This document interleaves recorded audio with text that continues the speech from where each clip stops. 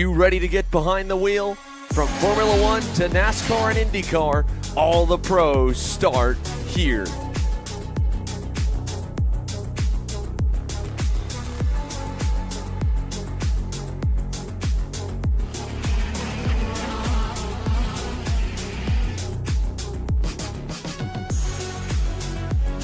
For more information, check us out online at mcckarting.com or call us and go racing today.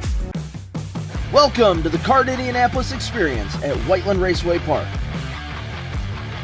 Indy's premier outdoor karting circuit, Whitland Raceway Park is just 20 minutes south of downtown Indy and the Indianapolis Motor Speedway. Our trackside event center and high-speed go-karts make Whitland Raceway Park the perfect destination for your next event or party.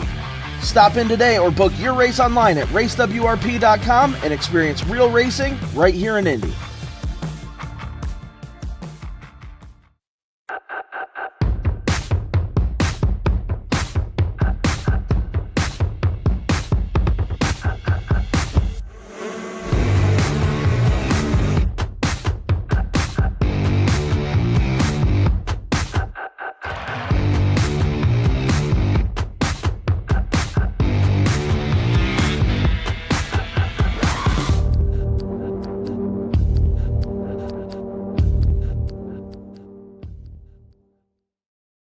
This is Henry. Henry feels sad. Henry feels sad because it's time for his next big race and his go-kart is in bits. Henry doesn't know that Acceleration Kart Racing is the United States' #1 shop for all of your karting equipment needs. Henry also doesn't know that Acceleration Kart Racing can deliver anything from tires to race suits and even wheels directly to your front door or to the racetrack itself, quickly and efficiently, with tech support available 6 days a week. Poor Henry doesn't even know that Acceleration Kart Racing offers free shipping to mainland USA on selected product if you spend $200 or more. Do yourself a favor. Go to accelerationkarting.com and make sure that you are never left stuck on the pre-grid with Henry. Be smart and don't be like Henry. Are you looking for an advantage in your competition? Well, Kart Class has done the hard work for you. We've traveled to your racetracks to give you the inside knowledge. So what does Kart Class offer? We've got drone footage that captures the racing lines, visual markers for your braking points, acceleration zones, and the best overtake opportunities on your racetrack, pedal cam to show you where to brake and when to accelerate, and 360-degree footage to make sure you don't miss any parts on the racetrack. We've covered 13 racetracks in the United States, and Australia, you're up next. So visit kartclass.com to get your track information.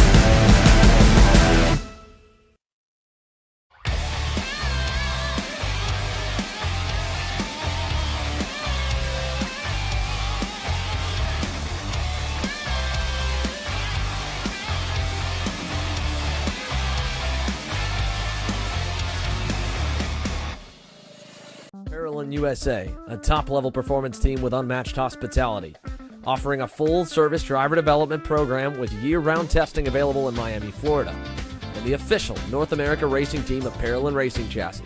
Chassis and parts available at ParolinUSA.com.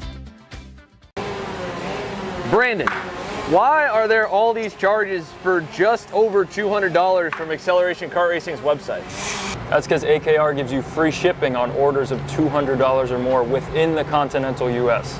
Okay, but I thought you were just getting a pair of gloves. That's what, 70 bucks? But if I'm getting a new pair of gloves, I might as well get a new pair of shoes to match. And then on top of that, I'll get a neck brace because with the shipping, it's basically free.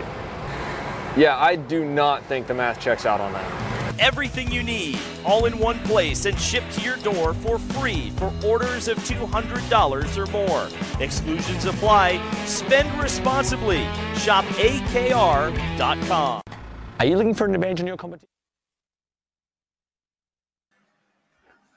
Welcome back, everyone, to the Indy Karting Challenge as we get set here at Whitland Raceway Park for the start of the heat portion of the day.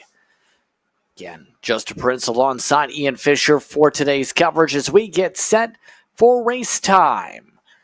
206 Supermasters once again on the docket here behind the paywall. Micros, Minis, 206 Heavy, and KA Junior and 206 Light are all due up. Currently waiting in the midst of the final preparations before we get to race time here, Ian. Your thoughts as we enter the racing portion of this festivity?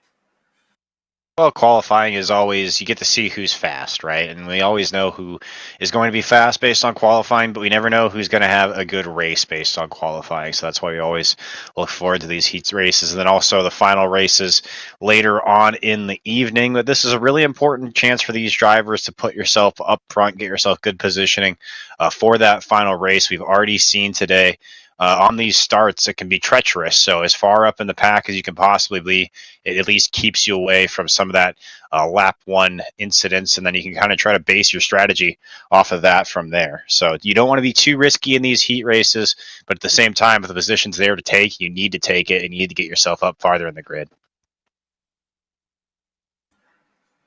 Indeed here. So we're currently in the midst of just waiting for the process for the karts get themselves to get the signals and all the preparations ready to go for Indy Karting Challenge action. Again, 206 Supermasters are due up first, and they are just about ready to go here, it looks like. You see some of the air karts for the micros and minis getting plopped down next to them. You see the tram lines in the garage area just about ready as the gates get the chance to open. It's time for the karts to get their way onto the racetrack. So the karts now hit the racing surface for our first of the races today, for the heats at least. Let's talk about how the lineup for 206 Supermaster today. Travis Wilbur starts on the pole. He qualified by a few tenths over Tom Harleman. Then Tom Stevens and Danny Cutshaw. Will McLaughlin, Joseph Stevens, top 6. Lowe and Peterson, your top 8. Jason Irvin and Wesley Bullock at the back. John Dorsey rounds out the 11 drivers today. Some camaraderie and some fist bumping as they prepare to go racing here today. Again, 5 minutes plus 2 laps is the format for the heats today.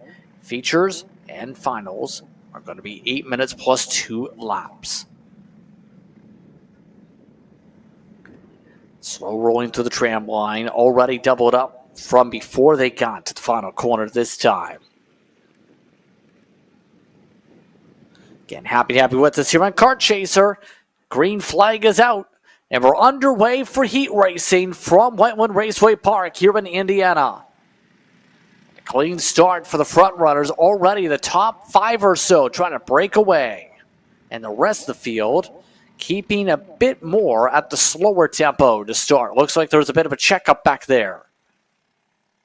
Yeah, something going on towards the back of the pack. I'm not quite sure. It looks like they've gotten up to speed now, but as you mentioned, at kind of a 5-kart, maybe a 6-kart breakaway here for your lead pack. Everybody else kind of settling into position right now. It looks like at the time being, Travis Wilbur made a move and is now leading this race at the time. We'll see what happens when they come back to the timing and scoring tower, but I believe I do see a 6 there in front, maybe an 18. It's kind of hard to see, a little bit grainy on my end. I'm also getting old and I can't see as well. So we'll see as they come back, the timing and scoring tower here. It does look like Travis Wilbur did take that spot away, Justin, and my eyes were not deceiving me. Yes, it is Wilbur up in front over Harlan. Tom Stevens, Danny Cutshaw. 2 spots gained on the lap by Peterson and Irvin for 6th and 7th respectively. So now, how does Tom play this race? How would you play this for this style of race now if you're in Tom Harlan's spot in the red helmet? Well, I hate to make this joke on you, Justin, but which Tom? Which Tom do you want me to tell you about for which situation? So there's two Toms there. The one in second. Okay, I kind of knew that's what you were going for, and I apologize for making that joke at your expense. But right now, I think you just got to settle in. You got plenty of time here left in this heat race. You still got about 3 minutes and 40 seconds. You are making a little bit of pace, it looks like, too, at least the first time by. Yeah, lap time's almost nearly identical. So just stay where you're at right there. See if you can see if there's a mistake that Travis Wilbur is going to make, and then try to set yourself up for that last lap pass that we've seen so many times this weekend. Still 3 minutes to go on the clock as scoreboard now shows the gap last time by near 0.3 of a second. Tom Stevens, Danny Cutshaw, Will McLaughlin, your top 5 at the moment. And right now seeing a lot of cluttering and clattering of some of these curves right now. That's costing Wilbur some time.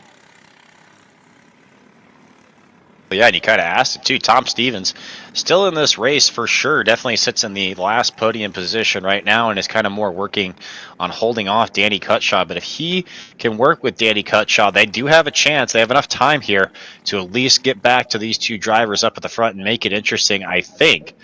And right now, Tom Stevens, fastest kart on the racetrack. So definitely that strategy is what he's trying to do right now with Danny Cutshaw. Is able to hold him off for the time being. Danny Cutshaw, though, is going to have to pick up a little bit of pace if he's going to work with Tom Stevens to catch down these top two drivers. Yeah, that's going to be the main concern with 2 minutes to go right now, is cutting down the deficit if possible. Things seem to have settled out for the time being to almost a calm, serene style of rhythm and flow. And that's what this layout is. It's a rhythm and flow layout. Yeah, yesterday we saw a lot more emphasis on top end speed and then really getting slowed down and making your cornering effective. We kind of mentioned and alluded to it multiple times today, but that kind of S section that we don't have in this track configuration, it's more of just a hard right-hander that these drivers deal with after coming out of this banking that you see them going through right now, and that's really been one of the main passing zones. Another one of the zones that we've seen a lot of passing for too is that set of right-handers going back to the start-finish line. So again, towards the end of the racetrack or towards the start-finish line is where you want to make your passes here, but you kind of mentioned that the rest of it is very flowy, very technical, really not a lot of places to make a lot of effective passes. Under a minute to go on the clock. Wilbur, Harlan, Stevens, Cutshaw, McLaughlin still how they're lined up on the racetrack, it looks like at the moment. Right now, Tom Harlan trying to set things up, needing to close up and air a couple of car lanes to be able to truly prepare things. By the time they come around to the flag stand for the white flag at least. And we know that there's that draft bubble we talked about yesterday. In particular, eventually you need to find a way to pop it to be able to build the run here. And right now, the tough thing is Wilbur's running away and maintaining that toe, that same distance. Yeah, and that's the main thing right now. He's not able to really cut into that lead a lot at all. Even you saw gain a little bit of time there through that one section. You could see that Wilbur got a great jump out of this section here, heading back towards the start-finish line, and that's really been the difference so far. So only 2 more laps that Wilbur is going to have to hang on here. He'll find himself in pole position for your final race here later this evening, but still for Tom Harlan, enough time to make a move if he wants to, but also in a really good spot because he's going to sit on the outside of that front row. Wednesday now within a car length. We'll see what happens here. Harlan Stain trying to reel in the draft, trying to reel him on in with the fishing rod, so to speak. Not able to close on up. In fact, if anything, Wilbur gained time again. Wilbur losing ground, though, in this section here, in this infield, this little twisty section that's been inserted for today, is where he's really cost himself some time. Now, he feels a bit of pressure coming to the white flag, this time by for Wilbur. Yeah, that one section for Wilbur is interesting. It's like he's really shortening that first corner to get the run out of the second corner, and it is working. He is getting a really good run out of the second corner. I just don't know if the net gain is what he's really expecting. You can see Harleman is not making it easy on him, really making him think. We'll see if he has anything set up for him this time by. He's a little bit farther back than he was the first time, though. No lunges this time. No lunges so far this race. But Travis Wilbur just has to make it through cleanly, make it without any mistakes, and he can celebrate a heat race win here. Coming onto the final stretch, Travis Wilbur. Make it 4 straight races won, including heats and finals. He gets it done in Suit 206 Supermaster. Harleman and Stevens, your top 3 in the running order, with Cutshaw and McLaughlin, your top 5, Ian. Rest of the cars will come around and get the checkered flag right now. Martin Peterson is sitting in your 6th place position. They'll take that home. So we're just waiting on the rest of our drivers here to take the checkered flag. Richard Lowe able to sneak a spot on Jason Irvin there for 7th place. And just 3 more drivers we have waiting here. Just seeing if there's any tail end of the pack drama here, basically, Justin, seeing if there's any positions changing hand. But I think we're going to see John Dorsey and then Wesley Bullock come across the line there. And that's going to be the end of your 206 Supermaster Heat, our first heat race of this evening. So it's Wilbur, Harleman, Stevens, Cutshaw, McLaughlin, who finished top 5 in our first heat of the night. Peterson, Lowe, Irvin, Stevens, and Dorsey all finished in the top 10. And 11th spot today went the way of Wesley Bullock. Wesley Bullock lonely on the second page. How long is the race?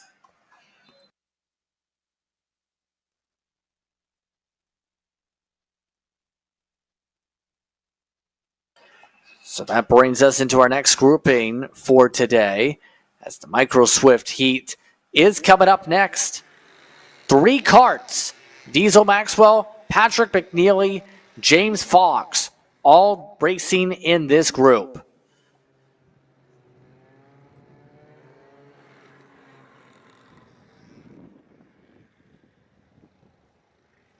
They're all set for the tram lines right here. 2 against 1 in terms of the tram lines here. But we'll see how this works out in the next moment or so.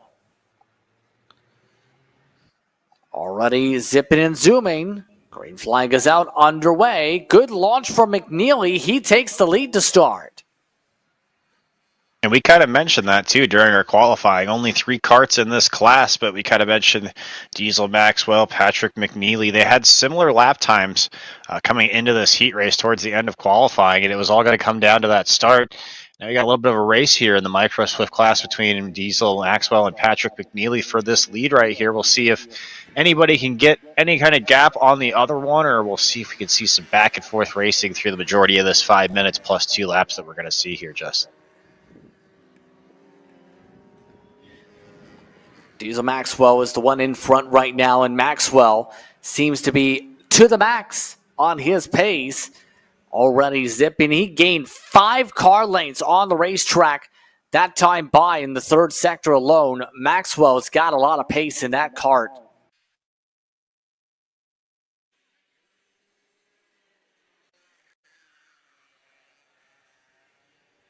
Right now, seeing as though the straight line speed seems to be the big thing. It's almost like Maxwell is on fast forward with what we're seeing right now. Yeah, you can even see as we come down the backstretch here into this long corner. One of the sections he's been really good at is this right here, this little infield section. Gains a lot of time going through here, and then it sets him up really well for the straightaway here on the start-finish line, which is one of our longer straightaways we do have on this track as well. And we always mention it in racing, the most important corner is the corner before the longest straightaway. So right now, the bank corner at the end of this racetrack, towards the tail end of it, as you see they're coming towards it, you'll see it in the background in a couple of shots here. That's been the most important corner, it seems like, throughout the entire weekend, Justin.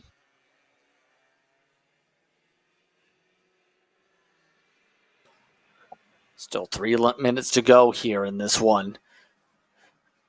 And overall, we to touch upon yet again, when it comes to a race like this, seat time is seat time. It's important to gain experience for the future, and being able to race in races like this going to be helpful to learn the track for the future.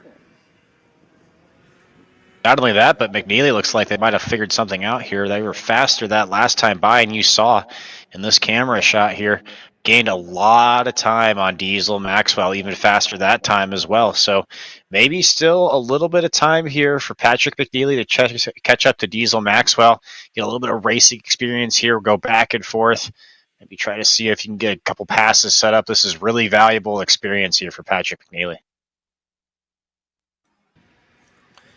Coming up to 2 minutes to go. McNeely starting to close up a bit with the draft. Maxwell starting to fall off after showing those great strides off corner exit before. Did he burn up his stuff, or is McNeely just that much better for the long run? Maybe a little bit of column A, a little bit of column B. Honestly, I think McNeely has ran a good race. If you look at the lap times, can go back. They've been consistent. And Diesel Maxwell, honestly, is not running that much slower. It's only a few thousandths of a second, honestly, that he's really beating him by. So it's pretty equal on lap times. I think it's just going to come down to the best line. And can you set up a spot here where you can make the pass with 1 minute and 20 seconds left?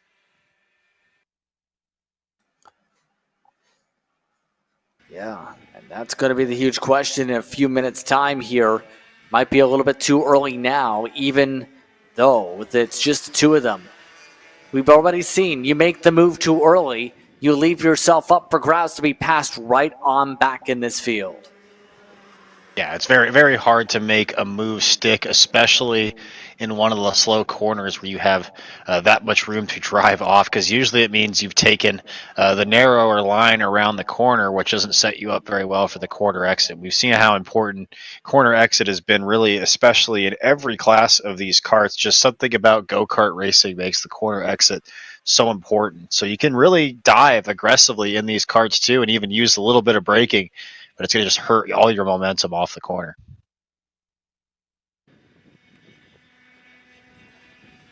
About less than 30 seconds coming up here on the board. Maxwell McNeely still up 10 seconds to cushion to James Fox, by the way. That time through, McNeely looked like he made some mistakes there to lose a little bit of ground. See what we get in terms of the lap count for these drivers this time by on the separation. Double sticks in the air, 2 laps to go.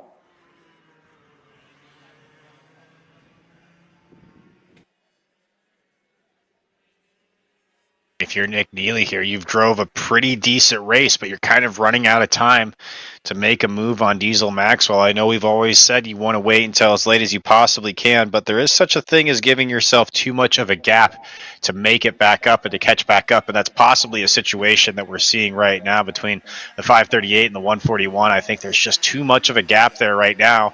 Although, as I say it, Patrick McNeely has a really good exit out of that corner coming out in the lock straightaway.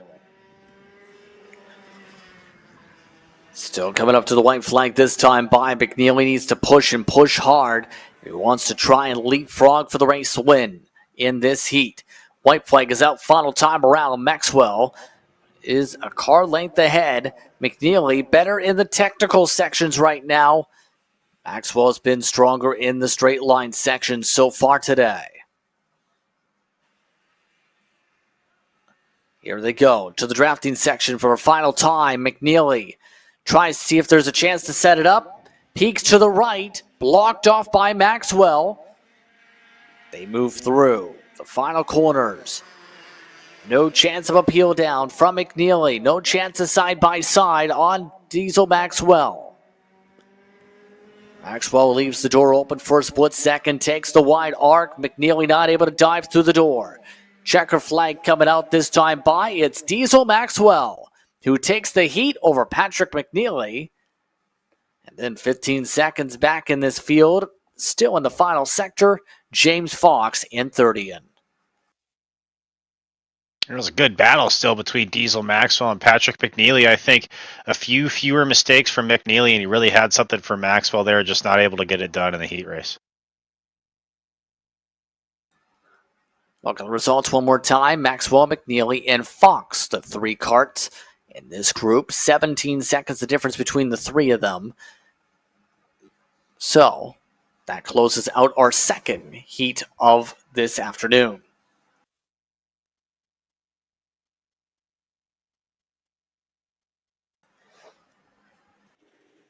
Next to come out from the garage area will be the Mini Swifts. And the Mini Swifts so far today seen some surprises a bit in qualifying, with Fallows taking the pole by a few 100ths over Danny O'Gara. They're set to zoom out already. It looks like they're already trying to ram through the fencing, almost in the case of O'Gara.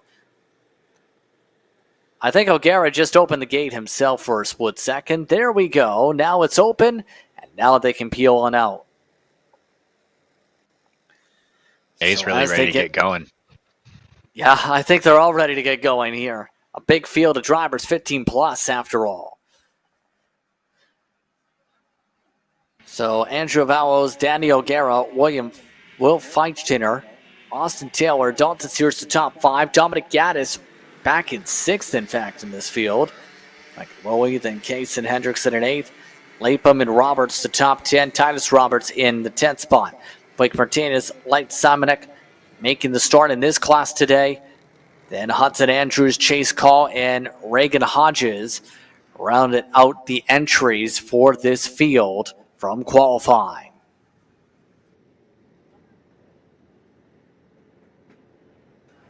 Just about ready to go racing once again. Our third heat of the afternoon. A hot afternoon day. Green flag is out, underway. And a good launch once again up front. Some side-by-side are ready for 4th on back.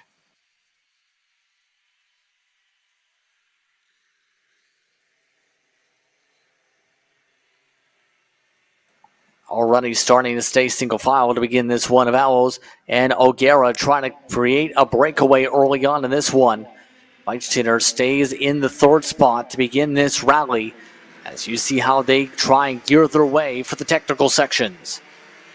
It is kind of funny, too, how this is one of our largest fields we've seen all weekend, and they've done the best job of really filing in and really being really cordial to each other as they go through the racetrack. A little bit of side-by-side racing there, jostling for position, but again, nothing too crazy.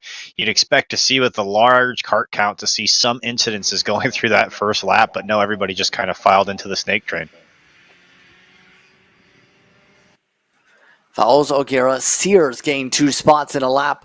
Feichtiner and Taylor, the top runners, as around goes Feichtiner. Wrong way around, and that's going to move him out of the top 5. Unfortunate from him for the race lead. Danny O'Gara makes it look easy with the pass in the draft. Makes it look really, really easy there. That was just a textbook move coming through that corner. We kind of mentioned it. That's really one of the spots that you want to make your moves. If you make it, is coming out of that long straightaway there and then heading back into this little short technical section. And if you're really good through that section as well, it's one of the few spots where you can actually make some immediate space after you make your pass. We haven't seen a lot of opportunities to do that this weekend. It usually is a pass and then you're immediately fighting off, and that's how you hold a position. Here you're able to make the pass and then kind of hold it with speed a little bit more.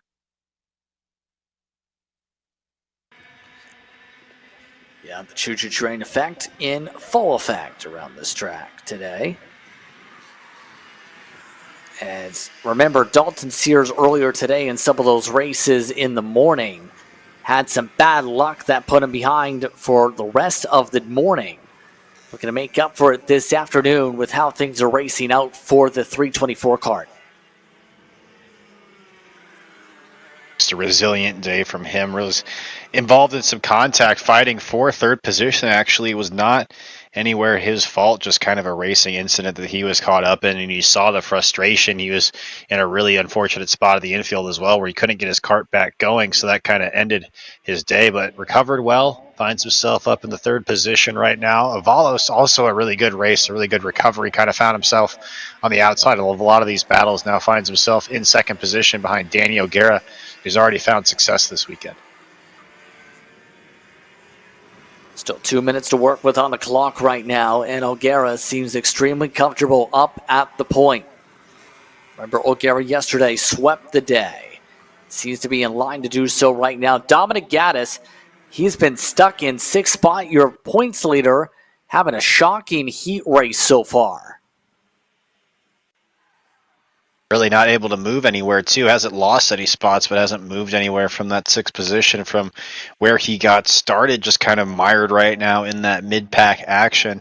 You kind of mentioned it, our points leader's got to find a way to make his way through the pack if he wants to continue to put a little bit of cushion on his points lead. But up here again at the front of the pack, O'Gara, Avalos going at it. You see Dalton Sears kind of hanging back right now, seeing if either of these drivers are going to make a move to allow him to get himself in a position where he can get himself back up there. And you look at it as it streaks by, the battle from about 4th to maybe 7th place is very close as well. Ranking under a minute to go in this race. Top two have now nearly broken away a full second from Dalton Sears. Sears not easily being given up, though. He's still within good drafting distance to the race leader. Now, Avalos electing to try and push the two of them back ahead. They should be coming up probably to a couple laps to go. We'll see where they go on the timer. I think that's smart right now. If you're Avalos, just do a good job. Get yourself out there. At least ensure your front row spot to start this final race. You still have Dalton Sears there just kind of waiting in the weeds in case anything happens to these two drivers, and they'll have at least 3 more laps. You didn't see 2 sticks up in the air that time, so at least 3 more laps for any of these drivers to make a move if they can. And you continue to look there. Dominic Gaddis moving his way through the field is going to try to find a way to get around Dalton Sears here in the last couple of laps. It's coming up to 2 laps to go this time by. Now it's the setup. It's the preparation time. Dalton Sears able to close up what was a second deficit. He's now within 0.6 of the cart in front of Avalos. That 324 starting to have a decent amount of pace here. Of note, Gaddis has found the pace and found some spots. He's up to 4th with 2 to go.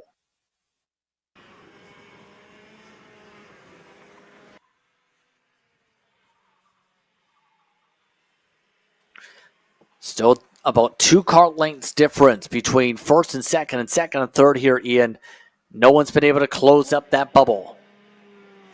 No one's been able to close it up in the top 3. A little bit of fighting you can see, though, going on for 4th on back right there. I think that was Lincoln Wiley making a move on Dominic Gaddis because he found himself now in the 5th position. You can see here the top 2 now really starting to break away from Dalton Sears, though. Really, I think it's a 2-kart battle here for the win. It just comes down to what Andrew Avalos is going to be able to do. Makes a move to the inside here. He'll come across the start-finish line. Able to get it done, but we've seen drivers make a move really easily before. It's just a matter of hanging on to that position afterwards. Here's the white flag lap. Final time around, and now starting to see some separation build up, so to speak, in this grouping. You see the second pack is where we were just looking at, but up front, Avalos feeling the pressure. Can he hold on for a few more corners over O'Gara after making the pass? Starting finish line. Does O'Gara try and do the same thing? O'Gara gets within a kart length. Looks to try and set it up. A wide angle being taken by Avalos. Avalos comes around to the final stretch. Checker flag in hand. He takes the win over O'Gara and Sears on your podium.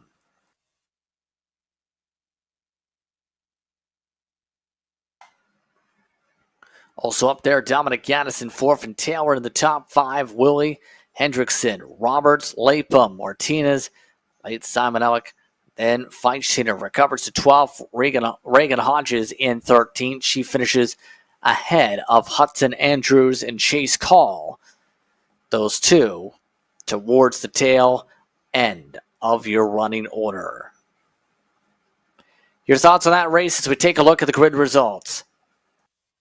Thoughts on the race. It was a good race overall. What I noticed right at the end there, Dalton Sears almost was able to take the extreme inside line and sneak it past Andrew Avalos, Danny O'Gara. Andrew Avalos, Danny O'Gara went really wide into that final corner to play defensive line, and Dalton Sears almost was very opportunistic with it and snuck in on the inside. They were just barely able to close the door on him there, but you saw how close it was when they came across the line. Let's look once again at the mini Swift results here today. As the heat race comes to a close, we're about halfway through the heat card. 206 Heavy is due up next as we get set for their group to hit the track.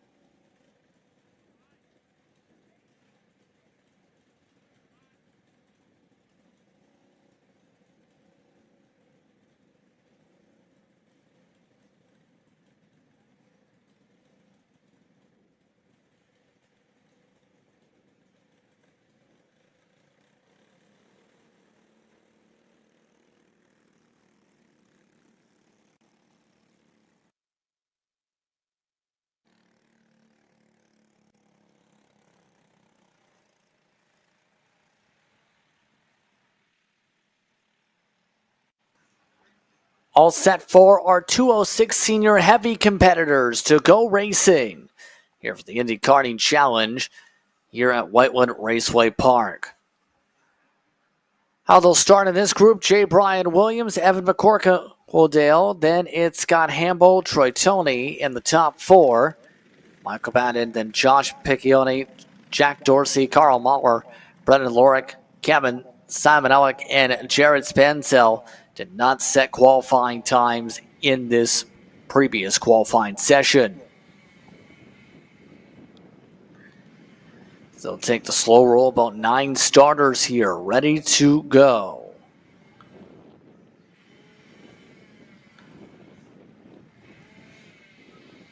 Race number 4 of the day, the 206 Senior Heavies.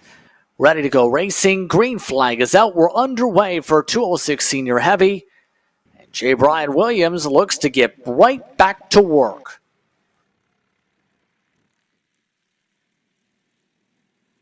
That seems to be his spot right there, too. He really likes to operate out in front of the pack. Really does his best work there and really hasn't been anywhere besides the front of the pack right now. Has to drive a little bit of a defensive line for this first lap here, trying to hold off any moves coming down the long straightaway. I don't see anything being set up right now. But really just doing a great job right now is J. Brian Williams of just coming in and dominating this race so far. Although he's had a little bit of adversity to work through, but it hasn't been too much of a problem for him right now. This is about the most he's had all day long. As you see, this group of cars is starting to really bear down on him, but doing a great job right now of just holding his line, holding his composure, and making it through this first lap unscathed.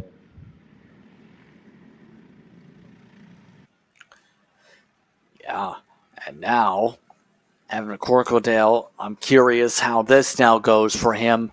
Qualifying came with a couple tenths of a second, and the points leader so far this season has been on the podium all but 2 times in this series. How does he pace himself right now, knowing he's in prime position to score good points? Tony's still providing pressure if he slips up. And you have Matt Geist, who is not here today.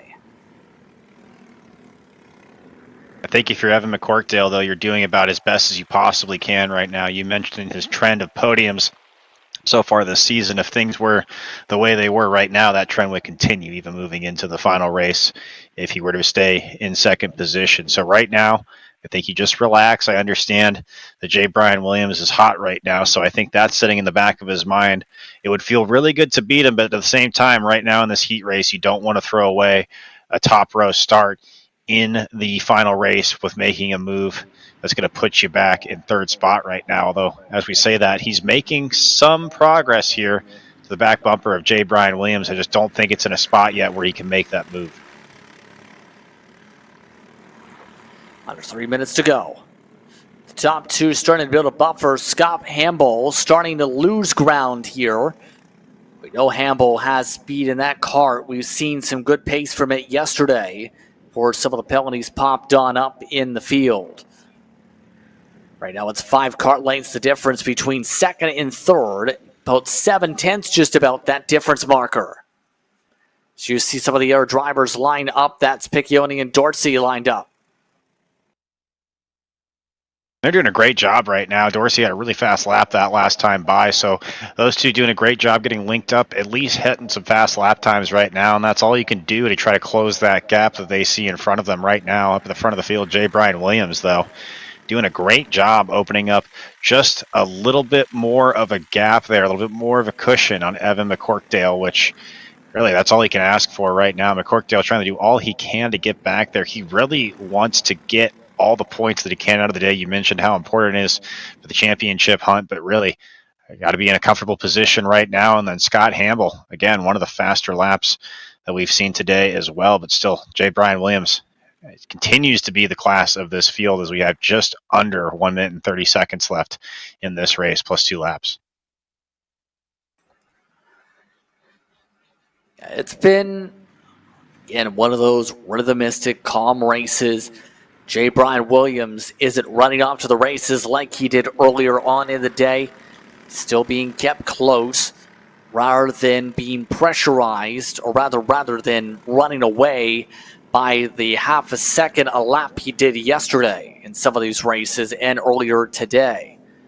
Still has a few more laps to be able to circulate around the racetrack. So far, 5 complete.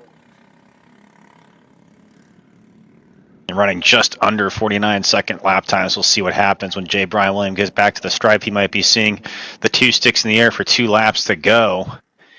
Evan McCorkdale is going to want a little bit more time left in this race to try to narrow that margin down. You can see he's been kind of feathering in that little gap of the bubble we keep talking about, Justin. He just can't really get to the back bumper of J. Brian Williams to really give himself that aerodynamic advantage you need to make a pass in certain areas of this racetrack. You continue to see that gap is about 3 karts. You need to be really within 2, maybe a kart and a half to really start getting that pole off of the kart in front of you really effectively. 2 laps to go for this race. 2 laps to go for 2:06 senior heavy. 3:10 still the difference between first and second. Not much has changed since the drop of the green flag outside of Jack Dorsey taking the spot on the 166. Everybody else still running their paces. Scott Hamble's dropped back along with Troy Toney. It's Williams and McCorkdale to look to line things up and make it a battle, possibly with a lap and a half to go. Yeah, up and down day for Troy Toney. Finds himself in 4th position right now, so that's a little bit of a recovery for him. Really the only mistake we've seen out of J. Brian Williams right now so far, you saw that big jump over the curb. That was able to close the gap up for Evan McCorkdale. That's that mythical kart length and a half that we talked about. So we'll see if that sets him up to be able to make a move here on the white flag lap, Justin. He tried one for a split second for a fair bit back. Couldn't pressurize any trouble or mistakes, though, from Williams last time around. Piccioni taking the spot back for Dorsey on the pylon. By the way, 9 seconds back for the 166 and the 33. One more stretch now for Williams and McCorkdale to try and battle it out. Take a look at some of the others as they keep on staggered out and spread apart. All while Williams and McCorkdale makes their way to the final section. Williams leading every single lap in this race. It's been very quick all throughout the day, all throughout the weekend. J. Brian Williams picks up the heat race win and gets it done over McCorkdale by a sizable gap of 1.4 seconds at the end. Hamble and Toney, along with Batten, around the top 5.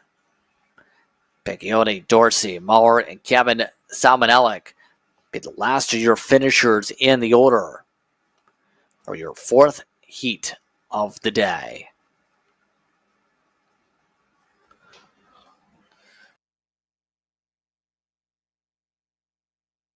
Here's a look at that run through again. Corkdale seemed to lose a lot of ground in that final sector quickly over Williams. Scott Hamble still holds back Troy Toney. Michael Batten again in 5th. Piccioni, Dorsey, Maurer, and Kevin Salmonellic. the 9 for that heat.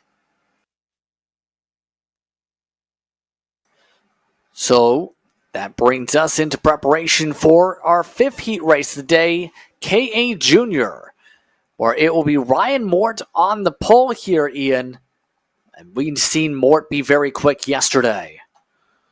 Yeah, very quick yesterday, but also very unfortunate at times, maybe getting caught in some circumstances that were kind of outside of his control, but really did a good job today of honing all the focus and effort into things that he could control there. So he finds himself on pole here for this KA Junior heat race. That'll be a good spot for him to be in, looking to improve from there. So we'll see if he can do that. Just waiting for the cars to get the word that they can go here. Just about 30 seconds until that mark, if that, per the scheduling. There they go. Keep an eye on the stopwatches right now. Keep an eye on those said watches to know when they can officially go. It looks like the answer is now. Let's go right now. And onto the racetrack they go. Ryan Mort on the pole. Landon Bucher starts in second. AJ Stoner and Mason Gallienne, Lucian Laser and Evan Patton, Josiah Phillips alongside Dane Van Dyke and Gabriel Payne will start this field in the 9th position. Let's talk through on the running order once again here in this one. Staying relatively in order, or KA Juniors competitors. Well, somebody had a second to get going. AJ Stoner having to get into line quickly. Up to the tram lines they go here for the Indy Karting Challenge, our penultimate heat race of the day.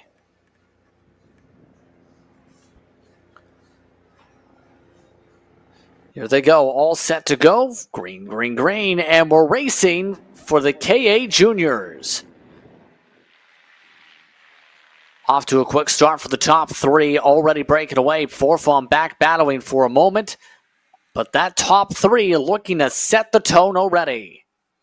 That top 3 set the tone. Really looks like only a little bit of trouble for one driver in the back there. Maybe a quick off track, but able to get it going back on the racetrack. So we have all the karts on the racetrack here, and already the pass for the lead on Ryan Mort there. I don't know who that was. Looks like the 812 finds himself in second place right now. I think that was Landon Bucher with a great move here early in this race to take that top spot away. Yeah, the 820 kart you see there, Landon Bucher took that spot away from Ryan Mort really early in this race. We talked about this was a chance for Ryan Mort to really kind of set the tone here early. Landon Bucher doing a great job out of the gate, a 46.320. You can see just how much faster that is than the rest of the field right now, able to take that top spot away. Appears AJ Stoner's had an issue. Stoner had been linked to get up to the starting grid initially, and now Stoner yet to get scored on a lap here. 4 minutes to work with, and Bucher is looking to try and run away, and very quickly. Bucher lightning fast in this KA Junior kart, the points leader, really setting the tone, trying to get things solidified here today for the title fight. Yeah, really wasn't quite the fastest car in qualifying. Definitely was up here, but something has happened in the heat race, and he really looks like he's been shot out of the cannon here, just continuing to put a gap on the second place kart, the 812 of Ryan Mort here early in this heat race. We'll see what he can do with the rest of it right now. No real other battles on your racetrack right now. Everybody kind of just strung out into their positions and kind of ticking away some laps here. 3 minutes and 22 seconds left in your heat race for the KA Junior class right now, and Landon Bucher continuing to run a clinic here on the rest of the field. Absolutely dialed in. Landon seems to be here today. We'll see how long it lasts here. Remember, was somebody who landed an entry at one point for the U.S. Trophy final. That was after some of the competition in the battle. They had a dream to hope to make it to the World Final. We talked about it yesterday, but had issues during that U.S. Trophy final. The final for the Worlds were in Italy for the World Tax level this year. 2:30 to go, halfway through the clock. Bucher up by more than a second over Mort and Gallian.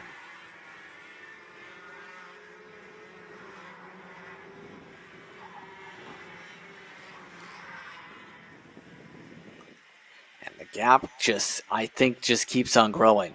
I think this kind of just showcases he is one of the best talents in the country if you can make yourself into the U.S. Trophy Final to compete. Well, not only that, but just showing us on the racetrack right now with just the domination that he's putting on, nearly a half second faster than everybody else in the racetrack that last time by. And you mentioned that gap just continues to grow for Landon Buer. So just a master class of performance so far in this heat race. We'll see if he can carry it on into the final. I don't see any reason why not. And we even talked about it before the race got started. There was a little bit of questions maybe with Ryan Mort getting the pole, but Landon Buer definitely answered those questions and made sure there was no more very quickly here. Last time by, some personal bests for drivers like Gallian and Josiah Phillips. Keeping an eye on some of those battles between those drivers for second on back right now. Gallian, Mort, keeping close as they break their way already to the bank corner. They're already quickly zipping their way into the final sector.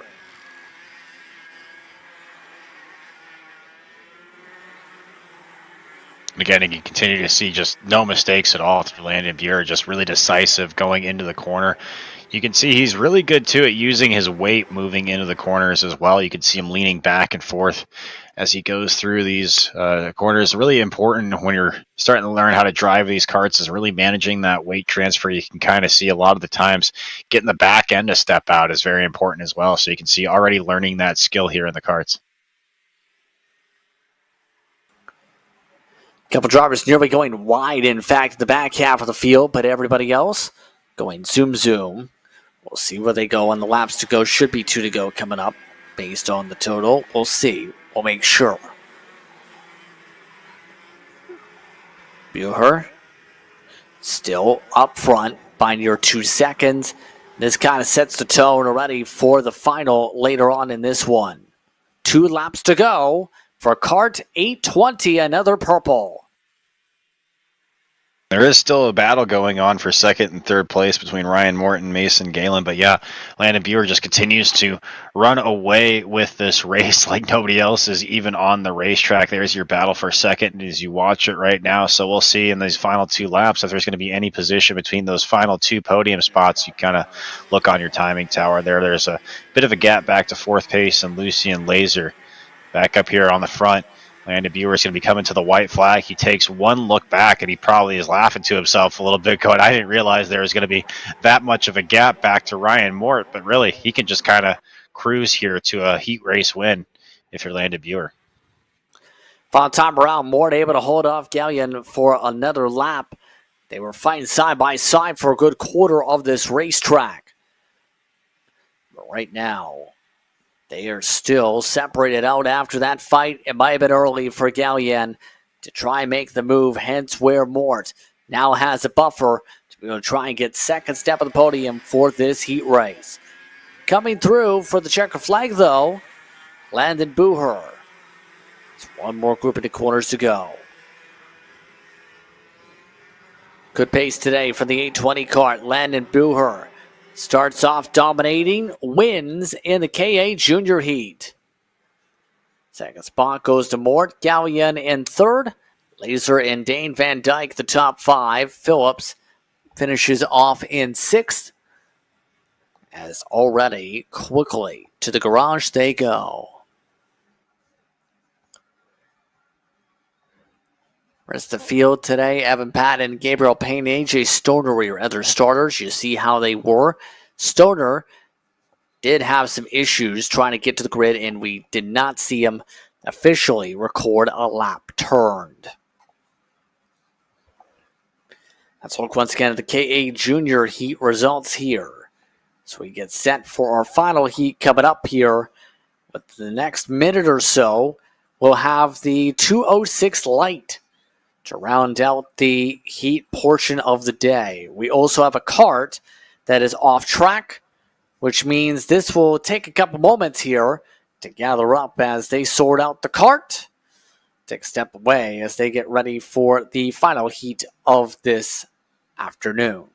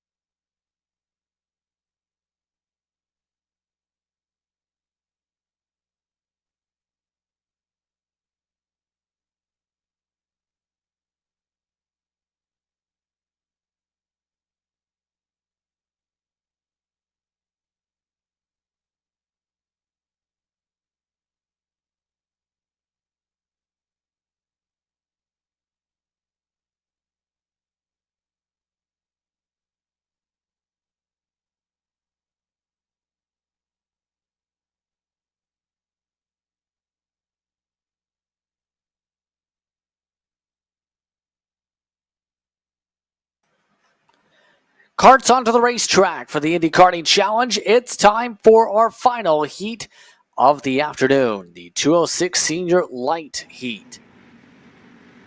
Of note, Dominic Stancombe picked up a 10 points penalty for qualifying. He'll start at the tail of this field. Brandon Hebert and Braden Johnson will start on the front row. Meanwhile, then it's Jared Howerton and Levi Wilbur. Then it's Gavin Baird and Colton Kelly with Ian Stowell and Nick Patton. Gage Justiano alongside Scott Hamble. Then Ethan Williams and Zachary Allen. Elijah Fox did not set a time in the session. Stamcombe, as mentioned, to the tail as well. Looks like we're ready for 206 Senior Light Racing. Green, green, green. And we're underway for our final heat. Already side by side, Johnson trying to slip his way around Heber. Already a tight moment there. But up in front, Johnson not able to slip on by, it looks like there. Based on the suit angles, one driver doesn't get the angle they want. They go off the racetrack. The 114 of Zachary Allen. Heber trying to run away to start this first lap. Heber doing a great job of getting out to that early lead, and also a great job of that track worker running over there. Really a lot of hustle to get that kart back on the racetrack, but Heber able to open up just the tiniest bit of gaps here so far on the rest of the track. Doesn't seem like much right now, but we've seen how close this class can be. Really important to get yourself any kind of advantage that you possibly can heading into this heat race. And as I say it, look at that right now. Braden Johnson able to take the spot away from Braden Heber in that early right-hander in this racetrack right past the start-finish line. 4 minutes to work with right now. Hebert, Johnson, Wilbur. How they're lined up for the top three at the moment. Howerton back in the fourth position right now on the circuit. 3-kart breakaway with 4 minutes to work with in this one. They stay all lined up this time. Hebert behind Johnson, it looks like, if I'm seeing that right. Yeah, you are seeing that correctly, and I'm really interested to see what Levi Wilbur can do here as we continue to go through this race, because they're in a great position right now, just holding off Jared Howerton. We've seen these four drivers pretty much all week long in these classes, or I'm sorry, this class and other classes is what I was trying to say, just continue to do battle. Usually Elijah Fox is mixing it up with them as well.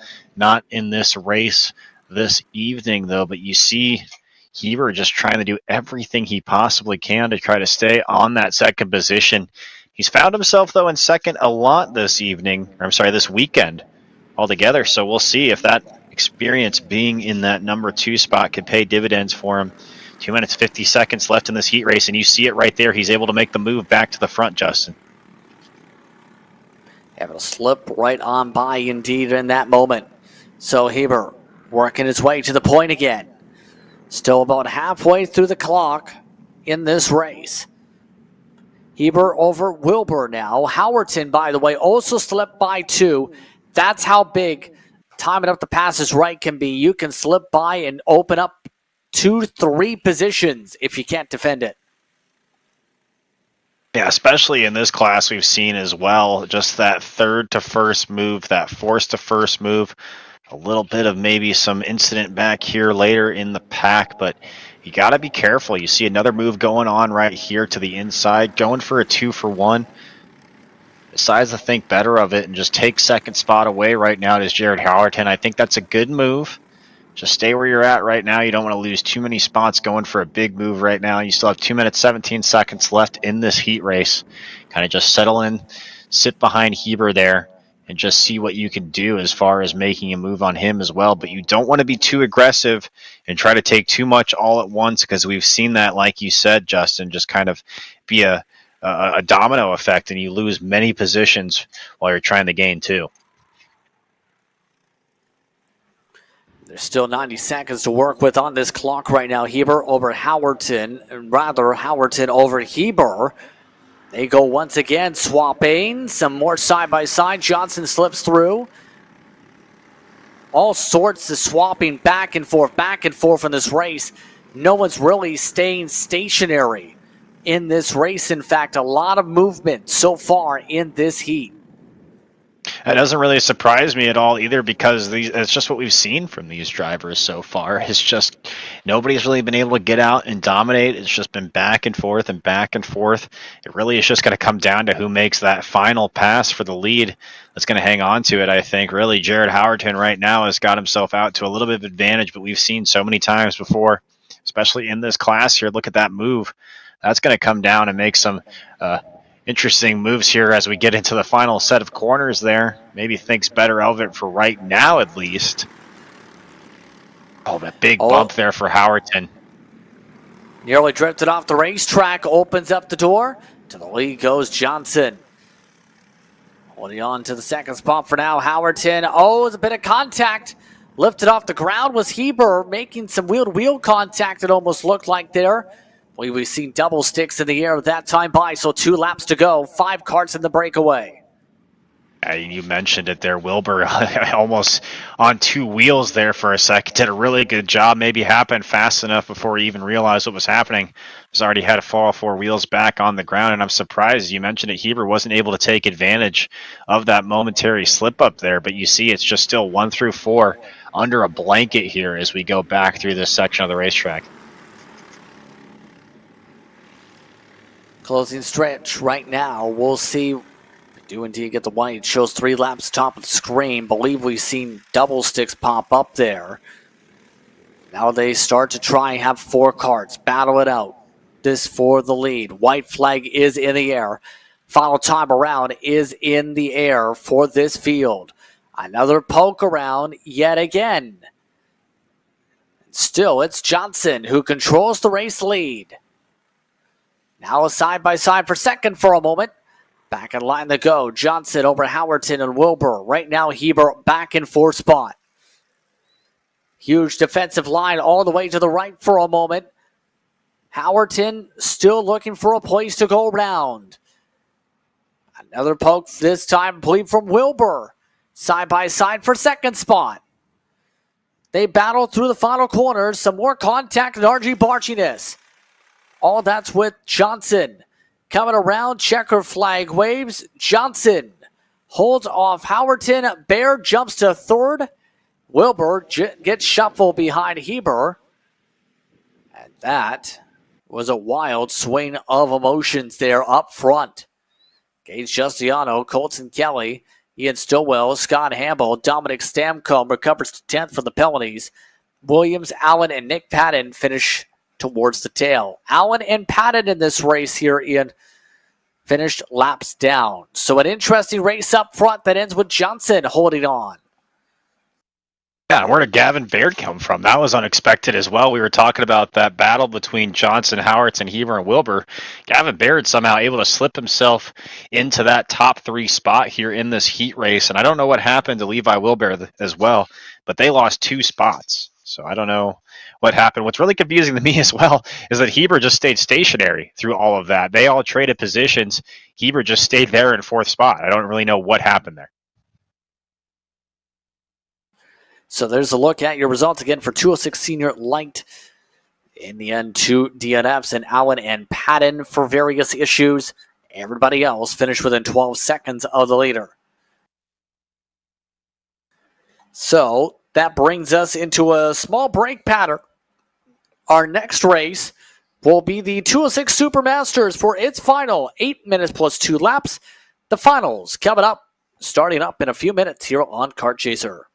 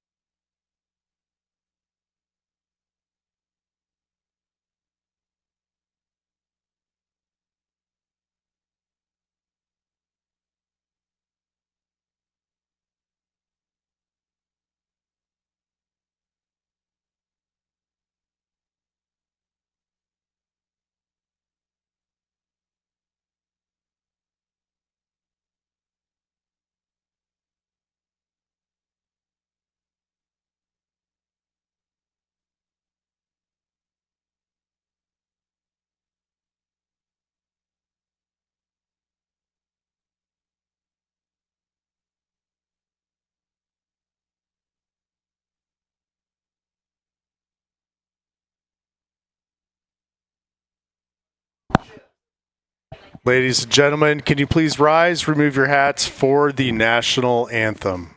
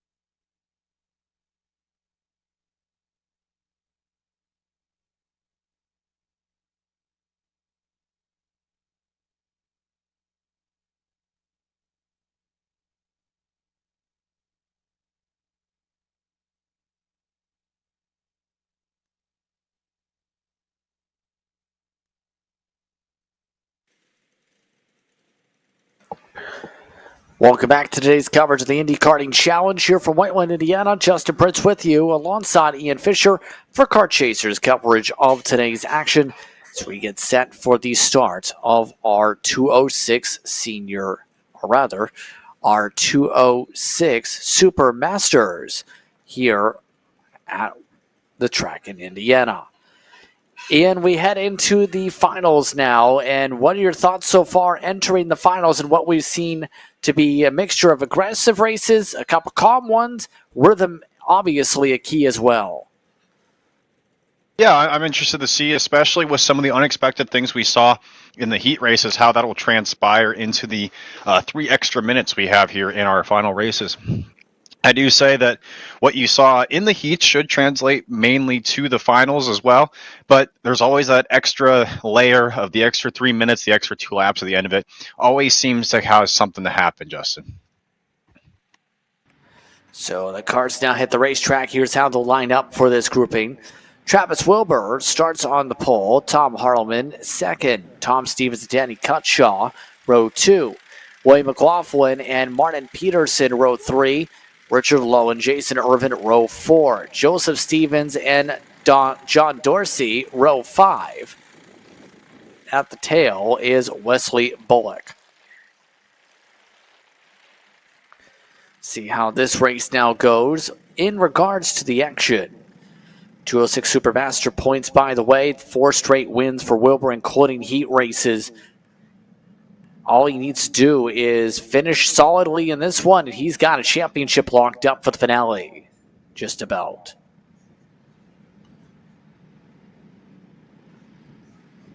Set things up on the roll. Green flag is out. And looks like we're underway. Already the top 2 getting a little bit feisty there for a split second. Allman in the red helmet. Wilbur still holds on in front. You got to be careful, though. This is really a long race, and you got 8 minutes. You don't want to damage your kart early. You don't want to get any side-to-side contact. It is really easy to damage your steering if you make that wheel-to-wheel contact, so you got to be very careful here out on the racetrack. But then you also want to be aggressive, get yourself up in the positions. You don't want to mess around here. You don't want to get stuck in the mid-pack and then have to work yourself up through later in the race. You really want to get out here like Wilbur, Tom Harleman. They've done a really good job of that, separating themselves from the rest of the pack. Yeah, they've really spread themselves for the rest of the pack. In fact, a massive amount from the rest of the pack. 7 minutes to go on the clock, and right now the difference, 1.5 seconds, second to third. That's pretty impressive in a lap. Well, yeah, and we talk about how important getting a good start is and how important these heat races are and how important qualifying is for track position, especially when you're racing karts like this. When they're pretty evenly matched, it really comes down to a lot of driver skill and then track position and then also just working the draft to your advantage and then working the lines to your advantage. So we talk about it all weekend long, and it's really showing it here in the final races that you really want to be up front, you want to have track position, and then you just want to avoid all the turn 1 mayhem, because that's been the biggest gap that we've seen drivers be able to get so far, is just be able to open up a 2 or 3 second gap on that first lap.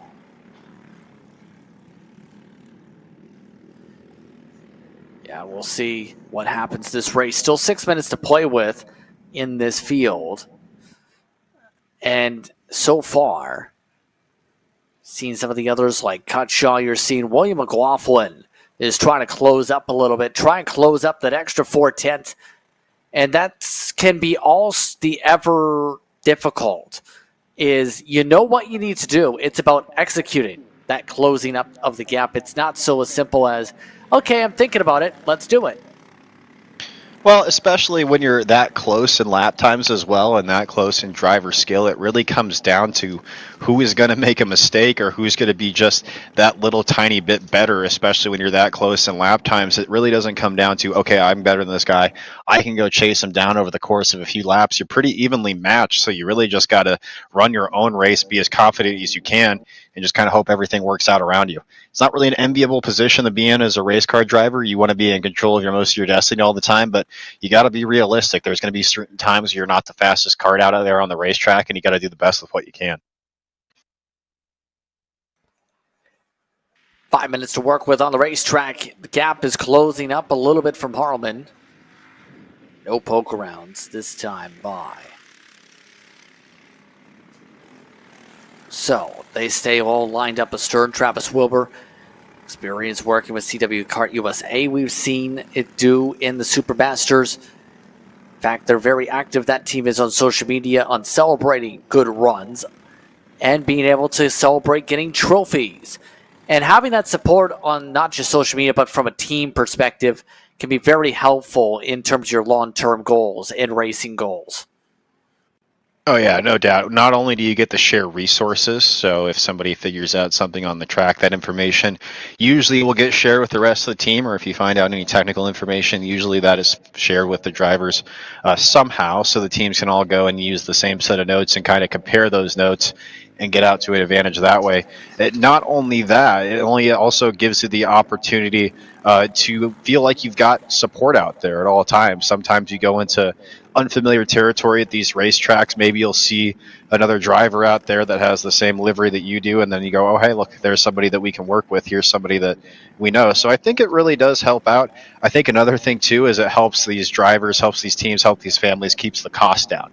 Because if everything's centralized through one nucleus, it's a lot easier to get parts at a discount and everything like that.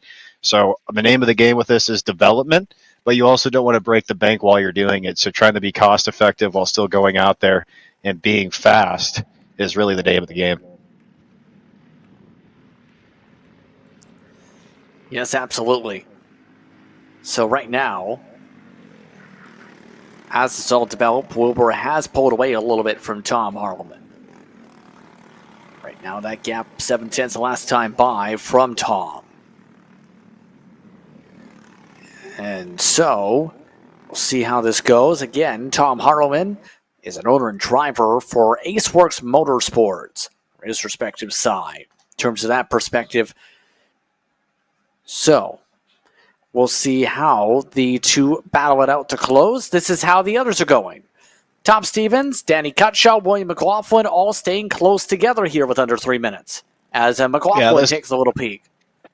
Yeah, you're right. This group of three right here has been close all race long, and it's been a fight really for this last podium spot. You see right there, Tom Stevens able to get out to a little bit of advantage between those two other drivers, but those drivers, you mentioned it, they've been going at it all race long. Yeah, it's a question, though, of will anybody slip up? And that's the main thing. We've seen these drivers, towards the end of the season especially, not really slip up today. There's been no cracks. There's been no slides. There's been no incidents in this class all weekend.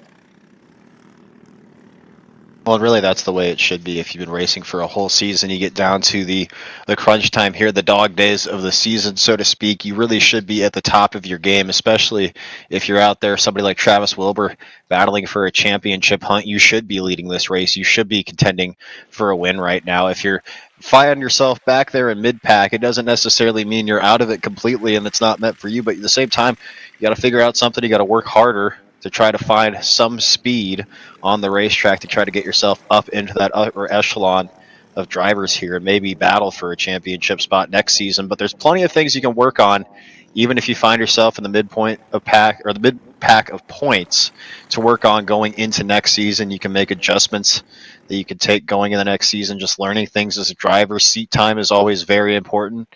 And we just have about a minute left here in this race for these drivers to kind of figure it out here. Wilbur and Harleman still battling. They haven't given each other any much of an edge or a break, I will say that. Yeah, not really. They've kept each other pretty close. They've been able to pace each other so far. That's the one thing I've noticed too. So how do you set this up now if you're Tom to be able to try and make this move? Because he's running out of chances to do it here. Yeah, well, we've seen him in this position as well before, so he's already kind of had one run at it. We'll get another shot at it here, so you don't really want to go back to your same move that you tried before. You want to try something else. At this point, he's going to have probably about 2 laps to get up to the back bumper of Wilbur, and then we've seen it all day long. It's basically setting up that banking run into that final set of corners is really going to be your main passing zone, especially with what we have left here. Another one we've seen, though, that's been working out pretty well is right after the start-finish line, that right-hander set of the first complex of corners. That's been another passing zone as well. The only problem with that is you have to make that pass with at least, essentially, from all practical purposes, 1 lap to go, and we've seen what that can do for drivers as it gets to the latter half of the race here, Justin. Harleman provided a lot of pressure here. We'll see what the laps look like. Looking like 3 laps to go. Yes, double sticks are in the air. 2 laps to go. This time by at the stripe. And Harleman making the move. Went side by side and took the lead. That's impressive. I don't know if that's maybe a little bit too early. Maybe he knows something that I don't know. You've seen how easy it is for Wilbur to make these passes. He's going to have about a lap and a half to make it happen here. That battle for the third podium spot is still holding steady with Stevens, Cutshaw, and McLaughlin still third, fourth, and fifth. That's spread out now a little bit here. But going back to the lead, Thomas Harlman, Travis Wilbur, they have some lap traffic in front of them they'll have to deal with, it looks like here, Justin. Lots of lap traffic, and it's setting up side by side. Oh, bad spot to reach the traffic. Wesley Bullock trying to move to the right. To the left goes John Dorsey, and building the buffer is Tom Harleman. Coming to the white flag this time by lap traffic giveth, lap traffic taketh away. As Harleman now has a buffer of half a second. Yeah, it's really tough, too, when you're in that second position, especially for a lap car, because you're so focused on not getting in the leader's way. You kind of get tunnel vision on the leader, and you might not notice that second car coming in behind it there. It also did not help Travis Wilbur at all that those two lap cars kind of split. One went to the left, one went to the right. He didn't know really where to go, and you saw how much he had to check up there. Almost ran into the back of that lap cart trying to catch up to him. Still has one more chance, Wilbur does, to try and get the pass back. He closed up 3 car lengths this lap. He's looking a bit to the right. Tom Harleman able to arc it in more. Travis Wilbur trying to play it flat. Side by side. They come down the stretch. Harleman gets the better edge. Harleman gets the checker flag and wins in the 206 Supermaster. Travis Wilbur second. Tom Stevens in third. Danny Kutshoff does not finish in fourth. William McLaughlin does get the edge by a couple 100th at the line. Richard Lowe, Jason Irvin, Joseph Stevens, and Mark Peterson still to finish as they'll close up their laps right about now. What a finish. Once again, Tom Harleman, he chose the right spot, didn't he? With the lap traffic, that lap traffic playing a huge factor in the end. Wilbur did take a look on the last lap, Ian, but just couldn't get it alongside fully. Yeah, that's something I wasn't really expecting as well when he made that move. I kind of mentioned that if he's going to make that move that early, he might leave the door open for Wilbur to pass him back. Maybe he saw that lap traffic in front of him and knew that it was going to be in contention and just decided to roll the dice there with the traffic in front of him. Either way, it worked out for him. So that brings us to a couple-minute break here in the order. Next up in said order, it's the Micros, due up for 410. Here for the Indy Karting Challenge, here from Whiteland, Indiana.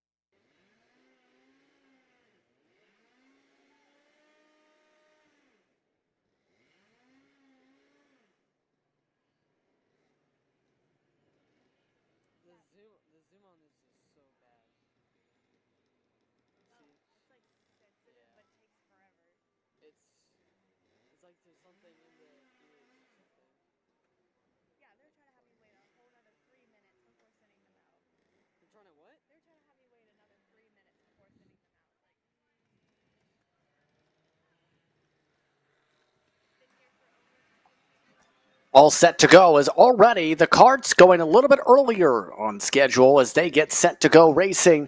The Micro Sprint final already underway. They went a little bit ahead of the schedule this time. Patrick McNeely, Diesel Maxwell, James Fox, all on the racetrack for their respective grouping, already underway on the clock as they get set to go in. Already a sprint forward for these three, and the top two have ran away. Yeah, the top two drivers really running away early on this one here. 8 minutes left here in this heat race for them, so really a long time for them to do battle. And we saw in the heat race, these two didn't get out to too much of a gap from each other. It ended up being McNeely that was able to actually sneak it away from Maxwell towards the end of the race. So we'll see if Maxwell can get back to him and repay the favor this time. Yeah, it's now going to be like a chess match, right? Which one of these chess matches is going to play out the best, rather from what side of the chessboard? And it's going to take a lot of setup over the course of this time to see which decisions work out the best. You'd have to think, am I wrong? No, you're just going to kind of hang out there for a little bit. You might try a few different passing maneuvers. You kind of saw there that Maxwell sort of peeked out and tried that high line. Maybe see if it would give him any more of a drive off of the corner there. And you're just kind of trying different strategies right now. It's just you two on the racetrack, really. James Fox is out there as well. But as far as in your immediate vicinity, you only have one other car. So it's your time to try a few different things. Maybe see if you can learn a few things here from making some moves on the other driver. What would you be learning if you're in the position of Diesel Maxwell right now? You could watch the line of another driver. Maybe they do something a little bit differently than you do, so you can learn something differently that way. Another thing you could do is just maybe try to drive into a corner differently than you normally do. See if you could find any different speed in the line there. You don't want to do that too much, obviously, because you want to stay on the back bumper of Patrick McNeely as much as you can. So I think it's really an observational time. You can kind of see if there's anything the driver in front of you is doing that you're not doing. Or maybe if there's anything that they're doing that you're doing better, that you could kind of save in your back pocket and use later in the race. Still 6 minutes to go on this clock right now. And right now, you have to say when it comes to this day today, it's been a beautiful day of racing so far. It's going to be very interesting how the rest of the finals play out the rest of the day today as we look at a split screen and see the look at the bank curve. Yeah, it will be interesting to see, especially now that you can kind of see the sun starting to go down. The track temperatures might cool back off a little bit. We were dealing with the heat, a little bit of a slicker track as the afternoon went on. You can see there, though, in the background, starting to get a little bit darker. Very windy, too, in the Midwest right now, if I haven't noticed in the background. Those feather flags right now are almost full ironed out. On their poles right now. Even one of them kind of falling over. So I don't know if the wind is having any effect on any of these drivers right now. I hasn't really seen anything yet, but that could possibly be why we saw all the spin outs earlier. Maybe some gust of wind was kind of blowing that direction now that I look about it, but that's just one thing that might be happening with these drivers. Could be a lack of grip, could be the kart just set up a little bit differently than they're used to, or maybe the early morning temperatures were doing it. But right now, these two drivers, again, not really letting any gap go between them. And if anything, Diesel Maxwell looks like he's kind of chipped into this gap a little bit that Patrick McNeely has created. He has a little bit. Just a little bit right now, but there's still 4 minutes to go on the clock to plan things out properly. And we know Maxwell had the better pace in the heat race, at least, in the short run. How's this going to play out long term with McNeely now in front? It'll be interesting because you saw at the end of it too, McNeely was able to kind of wait him out towards the end. And when his kart started to catch on, that's when he caught up to him and made the pass. And right now, McNeely is doing a really good job of keeping him behind him. They're about equal pace right now. But we've also seen from these karts, as I say that, it's like every time I say that they're equal pace or something like that, something happens. You see Diesel Maxwell making the move to the inside. He'll take the lead away from Patrick McNeely just 5 laps into this race. And that was a really excellent move right there. Just kind of drove by and took it away from him. Almost wonder a little bit if Patrick McNeely almost wanted to follow Diesel Maxwell for a second and see what his line would look like. You might do that. You've got some time left. You know you're equal pace. Give yourself a position to work back and get a pass going. It really is going to bode well for you in the future when that pass might mean a little bit more. Could see that, yeah. My preference, at least to me, Ian, is if I'm in the lead, I'm not giving it up. No, yeah, same. No. There's a lot of speed being picked up. Maxwell trying to be very aerodynamic down the straightaway. Pulled away a fair bit. There's that straight line speed we talked about. Well, and I was mentioning, too, before Maxwell took the lead away from McNeely, sometimes these karts kind of work on a bell curve. So he'll have really good performance during the maybe middle part of the day.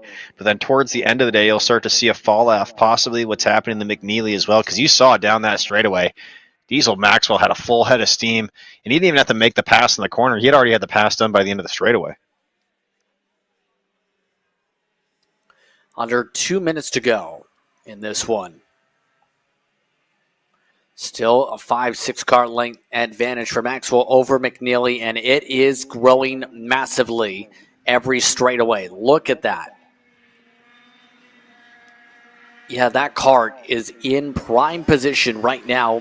Maxwell is to be able to try and win this race. McNeely, remember, has been better in the technical section, similar to that in the heat race between these two. And that's been the impressive thing. McNeely, even with the straight line differential, has had the better cornering speed this entire race. Yeah, and you really saw it there in that last lap. McNeely did a really good job of limiting the damage throughout the straightaways and was able to actually gain some of the time back in those corners. I think that actually is going to set up for McNeely's favor, and why you saw him maybe make that pass late in the heat races, because he's able to attack Diesel Maxwell in that last section of the racetrack. So right now, Maxwell's kind of opening up another big advantage to Patrick McNeely. But if he can get in there maybe in the white flag lap 2 to go and get himself in a position where he can get right up on the back bumper of of Maxwell in this section, I think he's got a really good shot.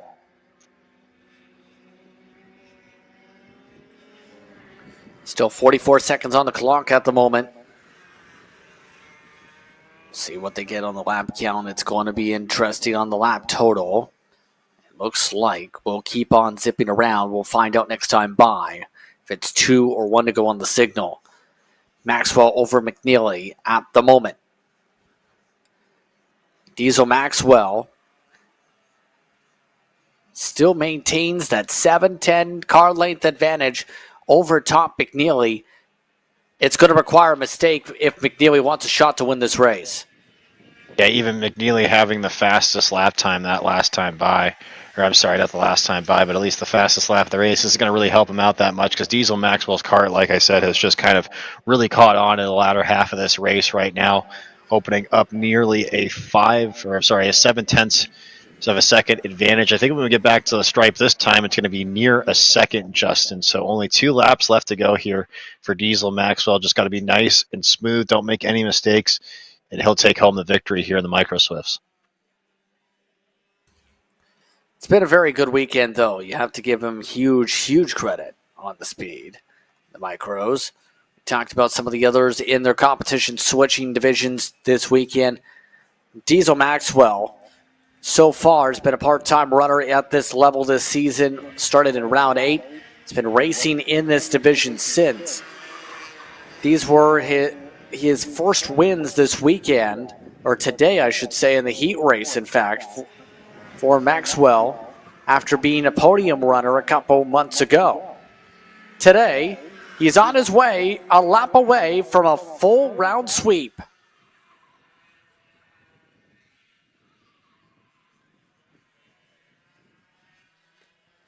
Diesel Maxwell has one more lap to finish out the job before he gets the sweep of round number 11, the penultimate round of the season. With this, he looks to solidify or at least gain some time for the 4th spot in the point standings by fellow driver James Fox. Coming to the final section. A really good job of being patient, too, Diesel Maxwell did. Just hanging on and waiting for the race to come to him. It came to him, and in the end, he's got a full round sweep today. Diesel Maxwell coming across the stripe, gets the victory, wins in the Micro Swift final. McNeely second, James Fox rounds out the top 3. And as you said, it came to him, and came to him at a perfect time. The speed came back alive to pull away late.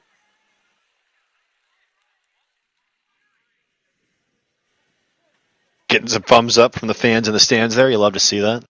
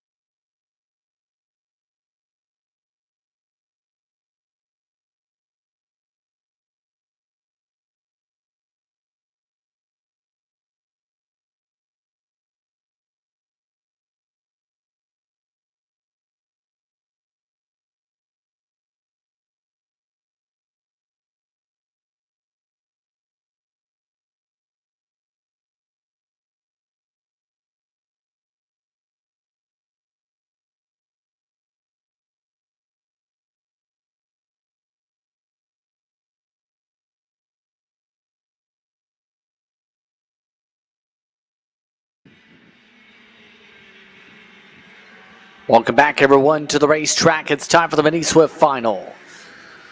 All these drivers getting set to go racing. Andrew Avalos, Danny O'Gara set to lead things off here, followed by Dalton Sears and Dominic Gaddis. Then it's Austin Taylor and Lincoln Willie with Jason Hendrickson and Titus Roberts.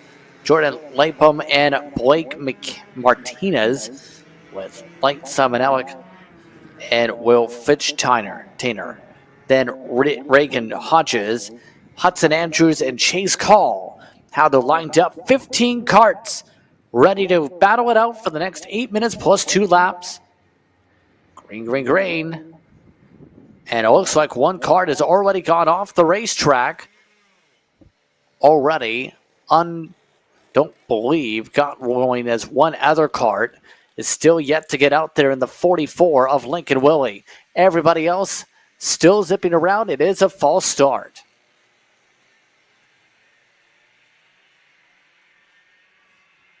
It's good news for Lincoln Willie right there, though. They'll be able to get back and get in the start without losing a lap.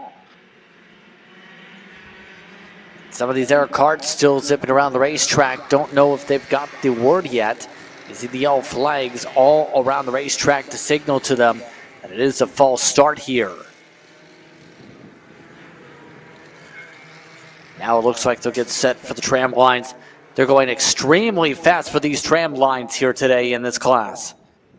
They really have been. They've been really antsy to race in this class here. They've had a couple of misstarts already. They had that one right there. Looks like they've got them somewhat in line this time, though. I think we'll be going green flag racing here in just a second.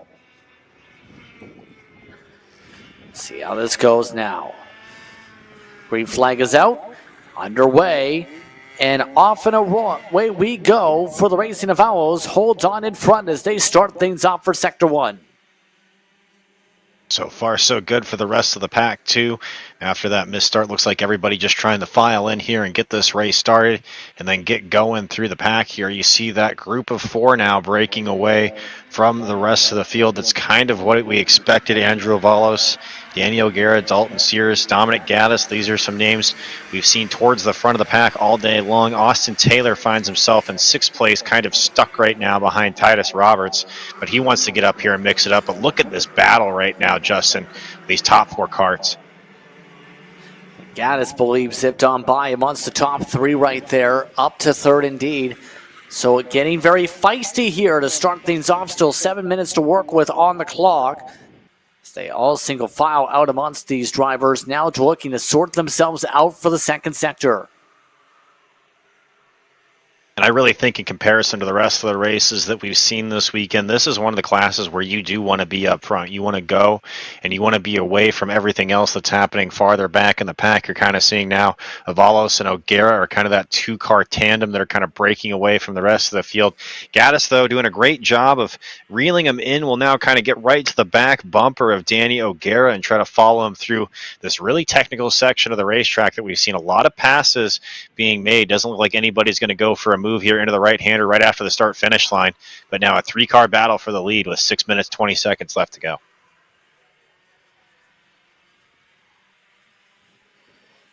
So now they still have a lot of time to think about things and plan things along as the full board now shows up on the screen. Austin Taylor in the top 5, Titus Robertson, Case and Hendrickson, Mullen Feinsteiner in the top 8 for the time being. They're a poke up at the front for now. And that's going to swap things around. It's Danny O'Gara to the race lead. Another move by O'Gara. We've seen him do that time and time again this weekend. Finds himself in the 2nd position, but then able to make an excellent move and get up to the front. And we'll see if he's able to hang on here for another 5 minutes and 40 seconds. Like I said, this is the race where you do want to be up front and you want to hold it. You don't want to sit and wait and try to wait until the last second to make that pass. So a really good job by Danny O'Gara to be assertive and get in front, because look who's charging up now in 2nd place. It's Dominic Gaddis. Yes, indeed. Dominic Gaddis, lightning quick in these karts. There's a reason he's the points leader this season. Finished 4th in the heat. Now looking to try and find a way back to victory lane for the first time since round 9 in this series. And seems to be in good position to try and do so with how they're racing. Just trying to find a good spot here if you're in that top 4. like I said, to kind of settle in now. There's a little bit in this mid-pack of this race where just kind of establishing your position and not losing too much time. You can kind of see Sears and Avalos there just behind the rest of these drivers here battling for the lead. They're not out of it yet, but I think you got to settle in here, maybe conserve a little bit of what you have for your kart for the final couple of minutes, final couple of laps here in the Swift Mini, or the Mini Swift final. Almost halfway through this race, just like that. Sears Avalos, Titus Roberts is now up to the 5th spot. Taylor is falling back down the order. Getting swarmed by a sea of drivers around 3 seconds back of the leaders. Right now, see, Gaddis is trying to find a way to push, trying to find a way to pressurize O'Gara. These two have been battling all throughout this weekend, it seems like. Remember, O'Gara last one in round 10. That was yesterday as they start to squabble behind again.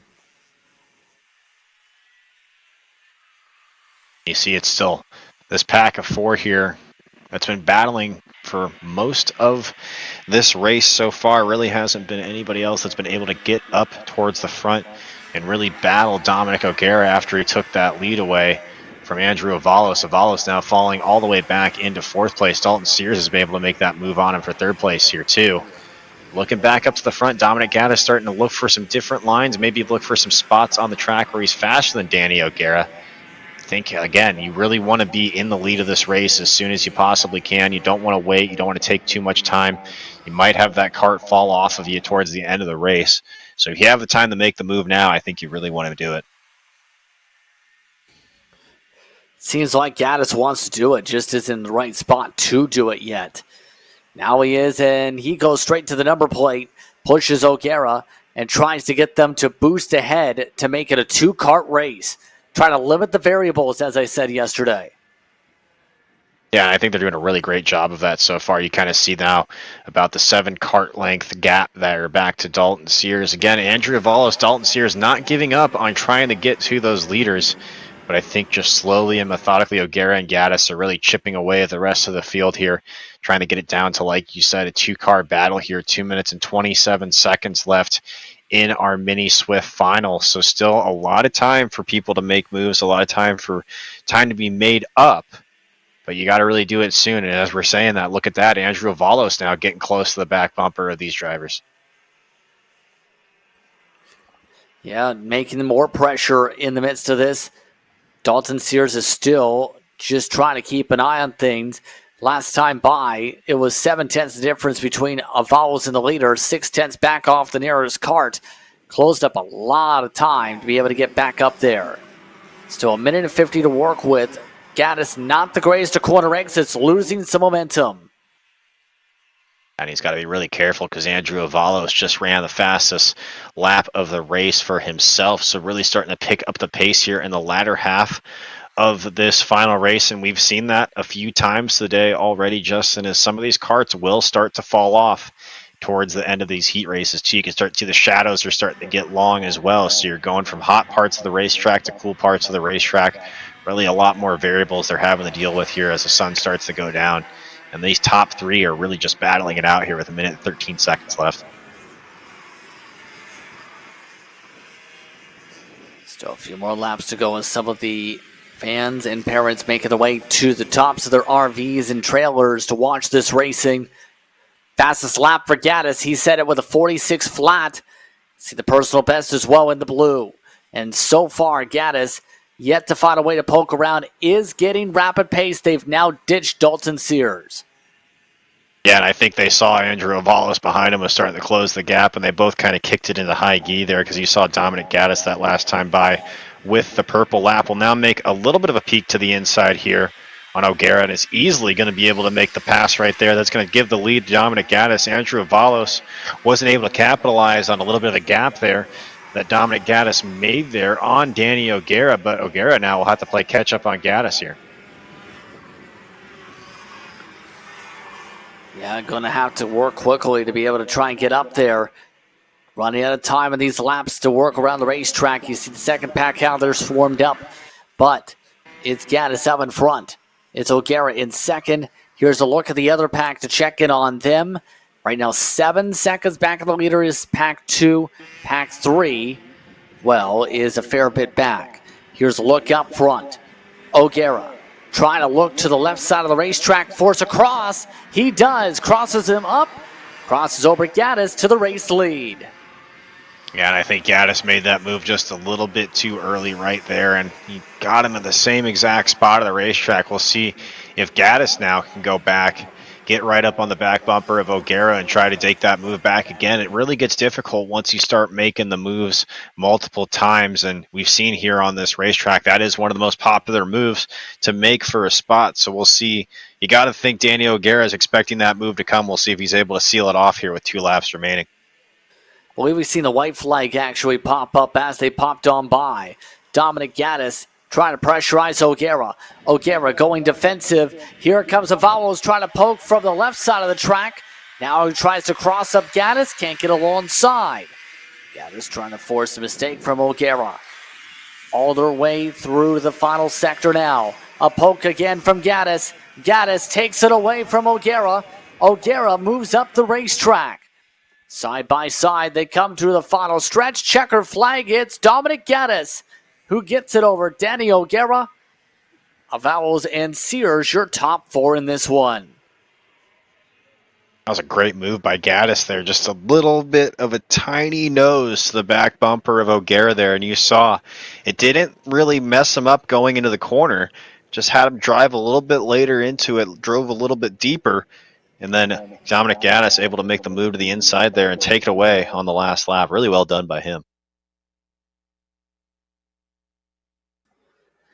So the rest of the drivers crossing the stripe here to close up the respective races. Have note, Reagan Hodges moved up to 13th towards the end over Hudson Andrews at the back of the field.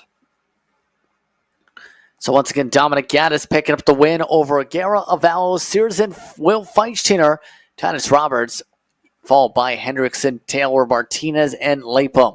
Summing up a chase call. Reagan Hodges and rounding out the field, Hudson Andrews. As we get set in a couple minutes' time to go racing with our next group, the 206 Heavy.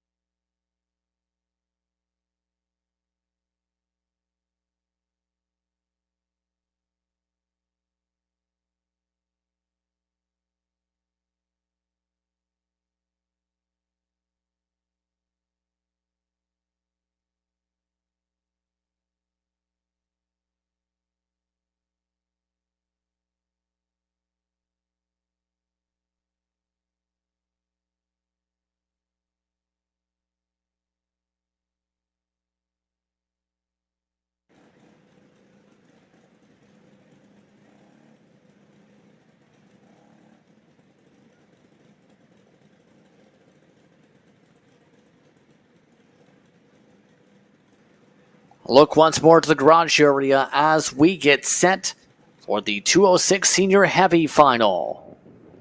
Our 4th final of the day, almost set to get released from the garage area and onto the racetrack. There they go. So, expecting at least 9 carts here for this start. Here's how they'll line up for 206 Senior Heavy. J. Brian Williams, Evan McCorkadale, followed by Scott Hamble and Troy Toney. Michael Batten in 5th spot, Josh Pecchione, then Jack Dorsey and Carl Muller.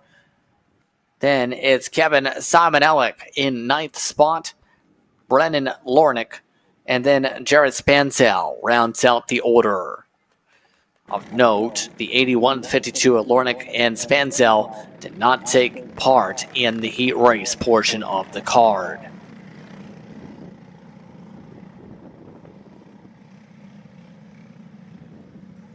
Looks like we're all set to go racing once again for 206 Heavy. Good lineup through the tram lines as we get set to go here.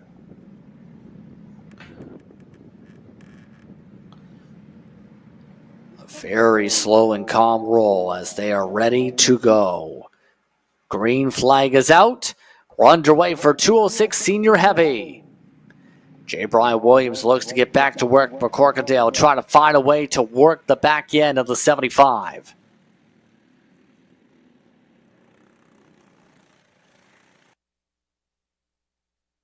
All right, McCorkadale getting a little bit squirrely. Go ahead. Very curious to see if McCorkadale can make some hay here on J. Brian Williams and get in a position where he can get maximum points here for the day. We talked about it a lot in the heat race. We talked about how it would transpire into the final race, and really interested to see there what'll happen. What will happen is the huge question mark right now for these drivers. 4-cart breakaway to start, make it about 2. As right now, Toney and Hamble, once those trying to sort where they need to go. J. Brian Williams with the advantage. Hamble is the one in 3rd spot in this choo-choo train. I remember talking about the point standing situation. Toney needing to find a way to outscore the 19 to try and have a shot for the finale right now. Needs a lot of luck here, needs to make some passes. But finds himself in a really good position, at least. It's been kind of an up and down day for Troy Toney in multiple classes, but at least finds himself here in the 4th spot right now. Did lose a spot off the grid, so you know he's going to be trying to get that back, but really in a good position right here to kind of just sit back through the majority of this final race and try to see what happens as this transpires, try to work some points back that way. You mentioned McCorkadale, there's really only 2 positions in front of him right now, so he finds himself in a good spot to make some points, I think. Yeah, I think so for that 19 card. But obviously wants to poke for the lead at least. He took a poke there on J. Brian Williams. Didn't get the poke fully around this time. So 6 minutes to go on the clock. And these two, despite the poking, now going side by side and on a breakaway attempt. McCorkadale back into line and back to regular scheduled programming. And you see McCorkadale, too. He keeps trying to poke that nose on the inside out of the long straightaway there. I really think that's slowing him down right now. You can see it's allowed Scott Hamble to get right up to the back bumper of him for just a second. He'll fall back a little bit now. They're side by side here heading into turn 1. McCorkadale will have the advantage into the first corner, is able to make it stick on J. Brian Williams there. It's a really good move because J. Brian Williams was going to have the preferred line going back into the left-hander. So a really quick deft pass there by McCorkadale. Able to move himself to the point with 5 minutes left to go.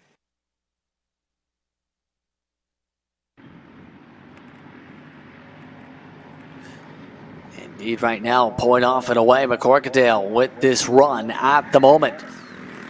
J. Brian Williams for the first time not in the race lead, it seems like today.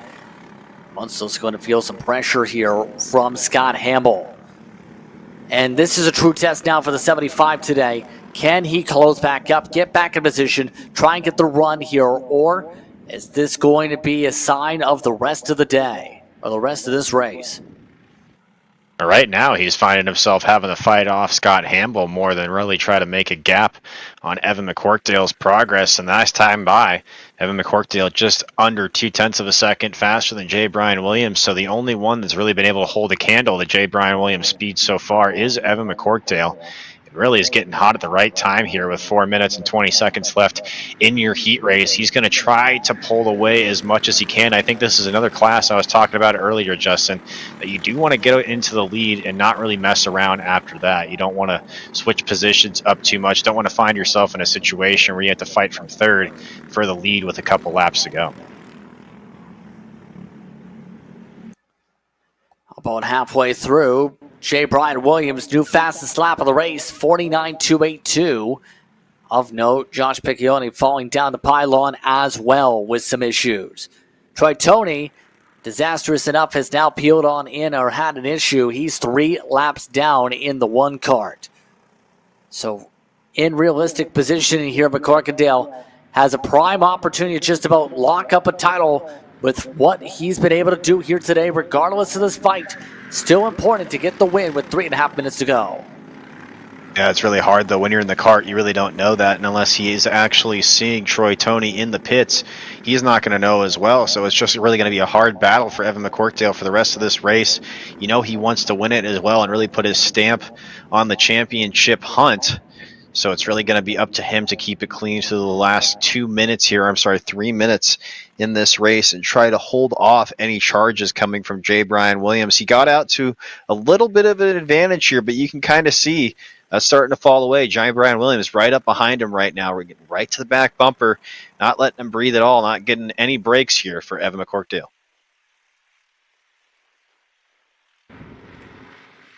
Now it's about the setup. Josh Piccioni having some issues now, is falling laps down as well. We're down to 7 karts running on the racetrack for 206 senior heavy action. Corkdale still in front. Williams now going to push as they come around to 2.5 minutes to go.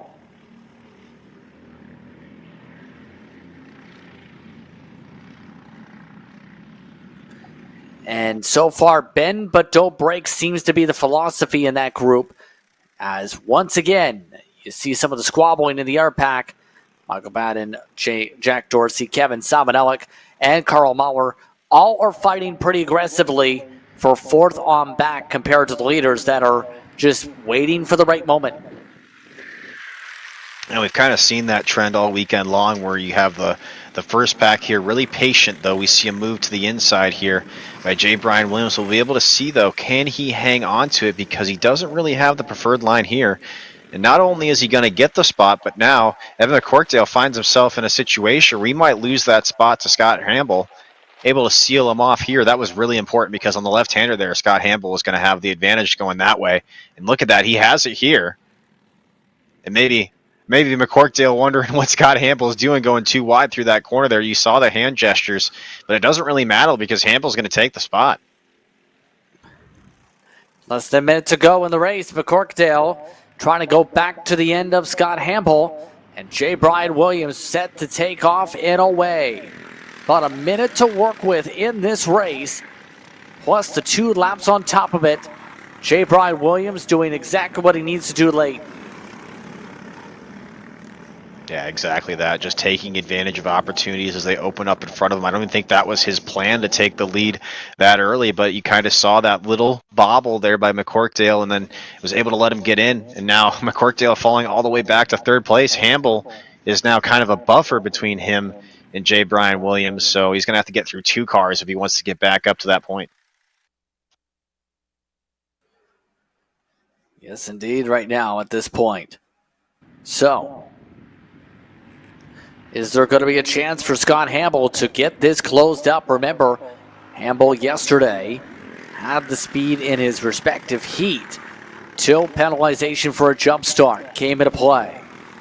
Then he fell back and couldn't recover for the rest of the race. Now they come through with Hamble trying to get the lasers focused up to Williams with 2 laps to go. Hamble just runs a purple lap time right there, too, so he does have a chance to catch back up to the back bumper of J. Brian Williams, and it's been kind of funny. Hamble's been kind of the wild card so far this weekend with that glass cannon of a kart. I mentioned it earlier. It has the speed. It just doesn't seem to want to last a whole race for him. He puts himself in a good position right now with 2 laps to go to really chase down J. Brian Williams. The gap's opened back up a little bit, but you saw he's able to close it up in certain parts of the track.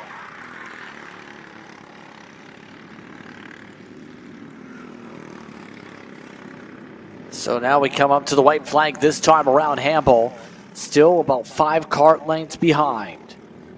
White flag in hand, white flag coming up. Final time around here for J. Brian Williams. Corkdale set his personal best of the race, but not going to be enough still on the podium at the very least. And Williams is not braking at all. He is not letting up on the speed, I should say. Yeah, we wondered how a little bit of adversity was going to get to him, if he was going to be able to get back from that spot that he was in back to the front of the pack, and I think he answered all of those questions and then some for you, Justin. So J. Brian Williams able to find his way up front. Got the chance to celebrate a victory. J. Brian Williams comes out of the final straightaway, gets to celebrate. He takes the final win for J. Brian Williams, Scott Hamble, and Evan McCorkadale. Jack Dorsey and Michael Batten rounding out the top 5 in this one. Bit of a drag race behind as the rest of the field crosses. Kevin Sabanelek, Carl Maurer, Josh Piccioni, and Troy Toney the rest of the way. Keep in mind the 166 and 24 both did not finish their runs in the race. Let's look top to bottom once again at the 206 Senior Heavy final results for the respective final here today. So a couple more minutes to be able to get a rebreather. K.A. Jr. up next here for the Indy Karting Challenge.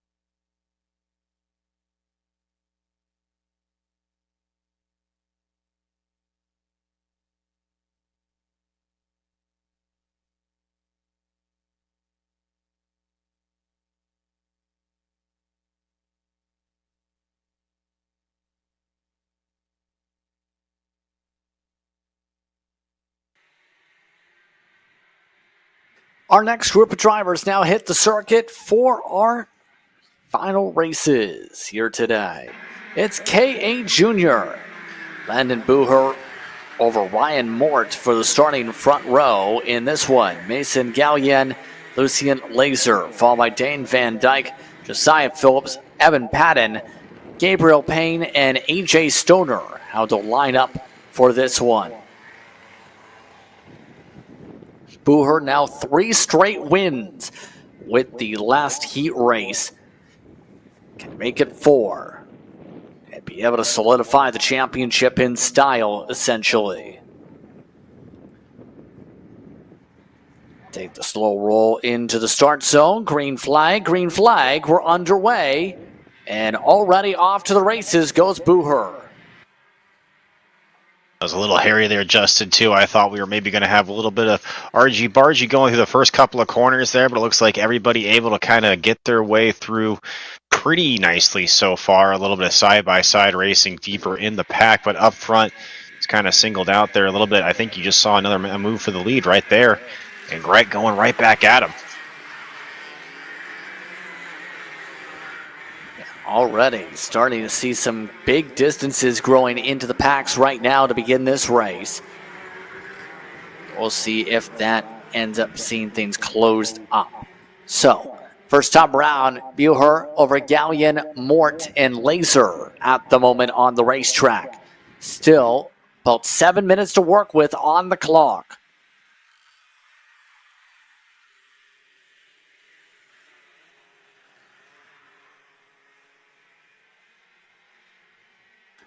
Right now the battle seems to be on for second. They're bump drafting their way for second spot right now in this one, Ian. Yeah, really, it looks like that Booher is just kind of going and sticking to his script that he has for the rest of the day of just checking out from the rest of the pack. So I think right now your big battle is going to be between Mason Galen and Ryan Mort. And right now, they seem to be working. Sometimes they're working together. Sometimes it looks like they're battling for that spot. I haven't been really able to tell which one is which yet, Justin. You see another pass right there. Ryan Mort able to take the spot away from Mason Galen last time they crossed the stripe there. So this is going to be a battle we're probably going to continue to watch for the rest of this race right here. Landon Booher loves it. He's just going to be able to check out more and more as these two battle behind him.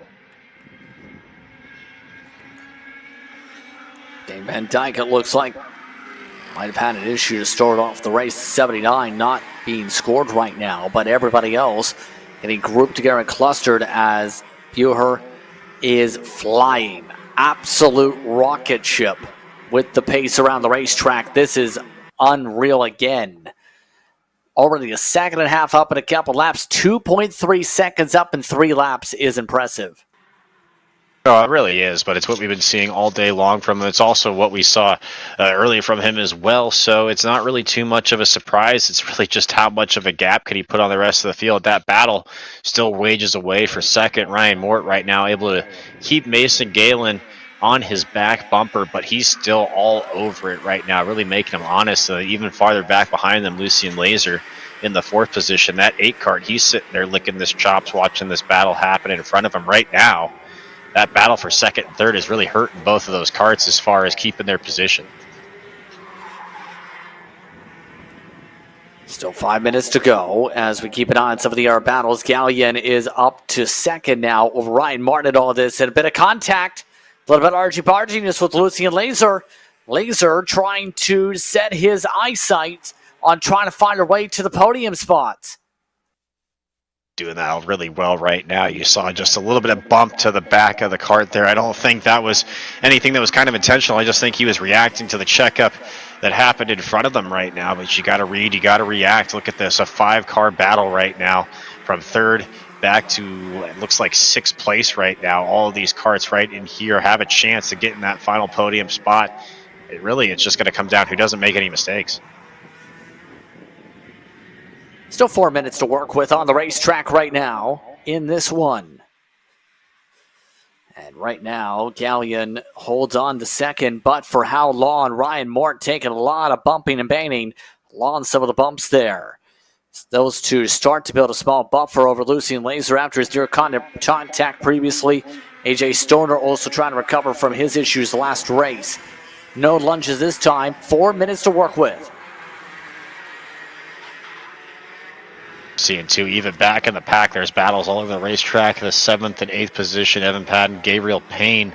You saw in the background of one of our shots earlier, even they're having a battle of their own back there. You can kind of see them in the distance just coming around in the final sector of the racetrack. But Landon Buer with the purple time coming across the stripe this time with 3 minutes, 25 seconds to go. Really his race to lose right now. It's this battle we're watching for 2nd, 3rd, and 4th that's on your screen right now. Ryan Mort, for the time being, looks like he was able to move in front of Mason Galen. Galen will have to give chase right now. Josiah Phillips there just sitting in the 4th spot. Now look at his chops waiting for these guys to make a mistake and then try to grab a spot that way. Still about 3 minutes to go in this race. Time ticking away still on the board as they continue to battle it out. Buer still up by almost 5 seconds.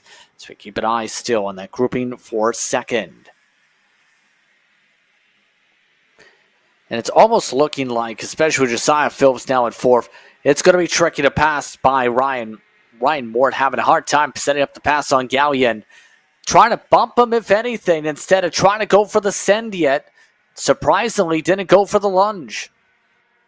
I actually think there through that last bank corner, he was trying to set it up right there, but wasn't expecting as much of a run as he got up to Mason Galen, and then just kind of, like you said, took the decision to bump him instead of trying to make anything happen there. But keep that in mind if you're Ryan Mort. You've got that little bit of a run coming off the bank curve there to work with next time you get that spot.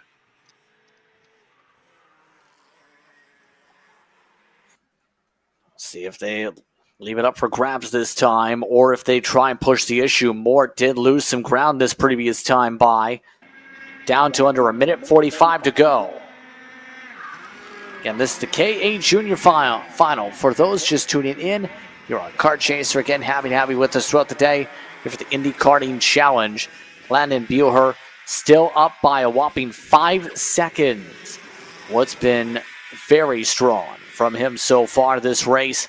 Still have about 90 seconds to work with. Less than that, in fact, right now. As the rest of the pack zips by, Mort did make the pass in the backdrop to get the 2nd. Yeah, and he was really knocking on the door there for a little while, so that does not surprise me at all. What will surprise me, though, is if he is able to hold on without a challenge from Mason Galen for the rest of this race. I don't know if Galen's going to be able to get it done and get it back from him, but definitely going to be at least 1 or 2 more challenges that Ryan Mort is definitely going to have to play defense for. You can see the gap still is looming large in front of him all the way up to Landon Buer. I don't think there's any chance there to make that position up, but really just has to do the best that he possibly can through, I think, 40 seconds here. I think they'll get at least 1 more lap before getting the 2 sticks you see right there as they go by. So still got to hang on. You can see Galen's not making it easy, all up on the bumper right now.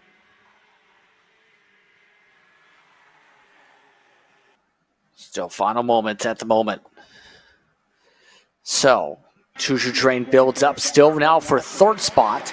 If anything, with Ryan Mort building away, a send goes on. Phillips trying to get alongside Gallion, getting the elbows out, nearly pushing to the grass. That opens up the door for Lucian Laser to get alongside and make a pass as well. And no signals at the flag stand quite yet. We'll see how many laps they have here. Go ahead. I told you that might happen between Galen and I told you there's going to be at least 1 more move that we were going to see. So we saw it there, but it does leave time, again, for still more things to transpire here. Landon Buer going to really just kind of cruise to this win easily, but we're still watching this battle for 2nd, 3rd, and 4th.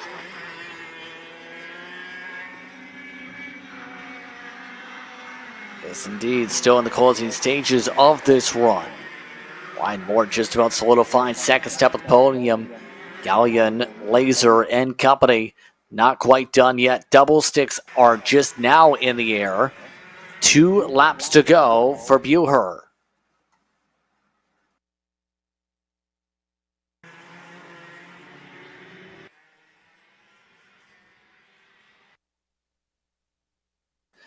Still plenty of time to work with. Not a lot, should say, but enough to be able to plot and plan things. If you're in the battle for 3rd, Gallion and Laser still lined up third and fourth as you keep an eye on them on screen. Yeah, really right now, Brian Moore has kind of opened up a little bit of a lead here where he doesn't have to worry too much about the two karts battling behind him, but you see it, this is still a battle between Gallion and Laser. Laser trying to go anywhere he can as the white flag comes out to try to find some spot to make this pass on Mason Gallion. He's got one more chance to do it as they take the white flag. Final time around, Bucher outright dominant in this race. Outright power showcased today. AJ Stoner having more issues to end off the race similar to the last one. Fortunate for the 14 kart, but 8:20 going to close up and finish up with the race win here today. The rest of drivers now making their way through the final sector. 7+ seconds is the interval for Bucher. He comes in with the victory. Landon Bucher wins by 7+ seconds. Brian Mort second. Then it's Mason Gallion and Lucian Laser, followed by Josiah Phillips. The rest of your running order on the lead lap includes Evan Patton, along with Gabriel Payne. Drivers lap down in this race, AJ Stoner, Dane Van Dyke. Bucher ran away by 7+ seconds to get this done. Really just an impressive effort from him from start to finish. Really just took the drop of the green flag, never looked back, and really it was just smooth sailing for him. It's almost like he had the special star from Mario Kart the entire time there, Justin. One more final to go, 2:06 light to close up the day. That's in a couple minutes here for the Indy Karting Challenge from Indiana.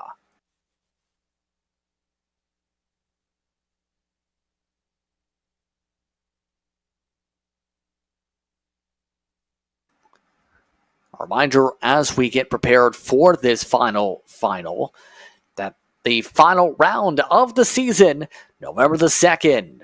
Be sure to tune in on Kart Chaser and be able to attend. Again, for more information, go to the Whitland Raceway Park website to learn more about the Indy Karting Challenge. And that finale going to be a fun one to see what layout we get, but also, Ian, how the drivers handle the racetrack.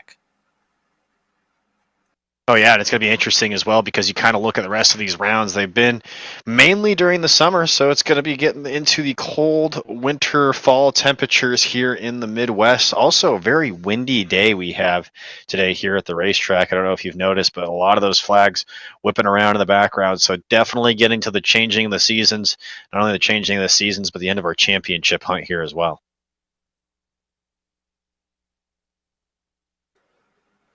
Indeed. So we're about 90 seconds away from the start of our final race of the day.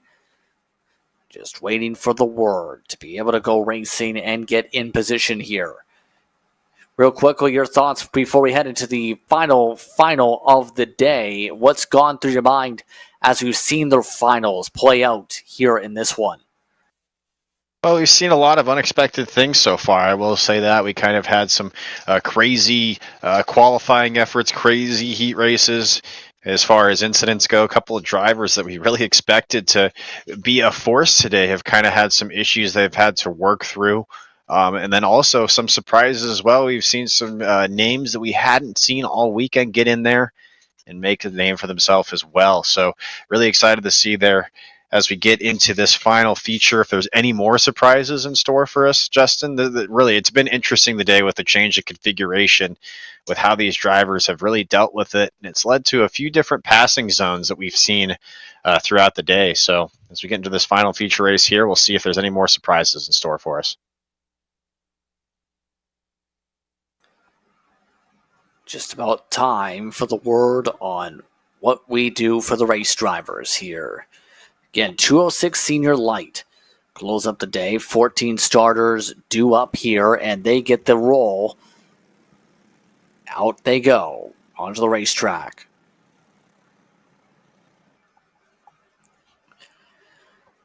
So 2:06 senior light, all just about ready to go here. Again, it's Brian Johnson over Jared Howerton. They had a ball for the race lead in their last battles for the heat. Also moving up late was Gavin Baird with Braden Hebert in 4th spot. Levi Wilbur 5th. Gage Justiano in 6th with Colton Kelly and Ian Stowell. Scott Hamill, Dominic Stancombe, followed in by Ethan Williams and Zachary Allen. Nick Patton starts 13th. Elijah Fox was a DNS for today from the heat.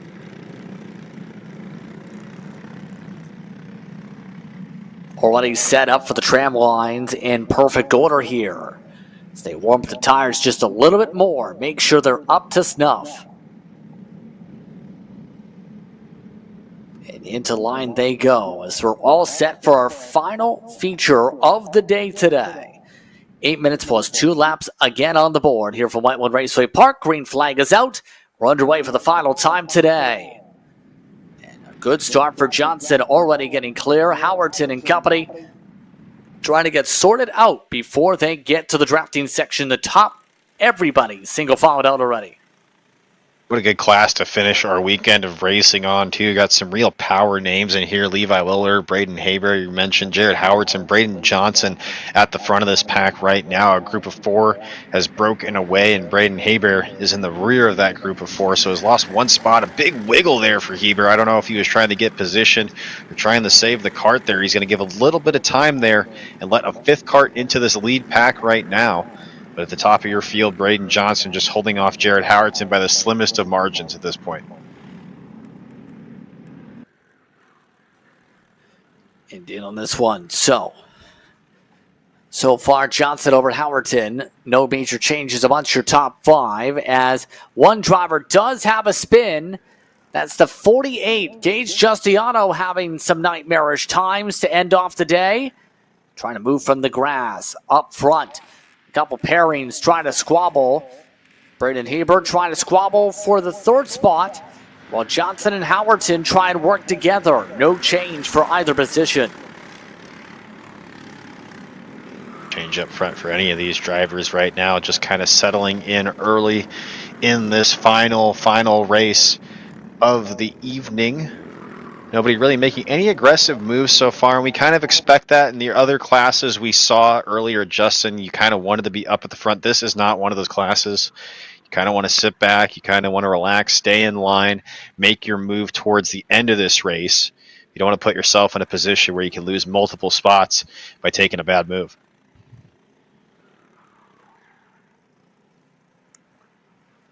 Still working together as a grouping, these top 4. Not so aggressive, it looks like this run so far. The keyword so far.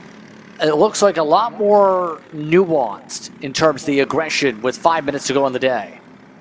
Well, and I think that and these drivers know that they all have the skill to pass each other, basically. So they don't want to do it too early and use their stuff up trying to make that pass happen early. You kind of want to wait towards the end of the race, like I said earlier. And I think all of these drivers are aware of that. So I think that's why you're kind of seeing maybe not so much aggressive moves early on in this race, just a lot of sitting around, positioning, finding spots where you can maybe make some moves later on the race on one of your competitors. Those are going to be the main things you're looking for right now.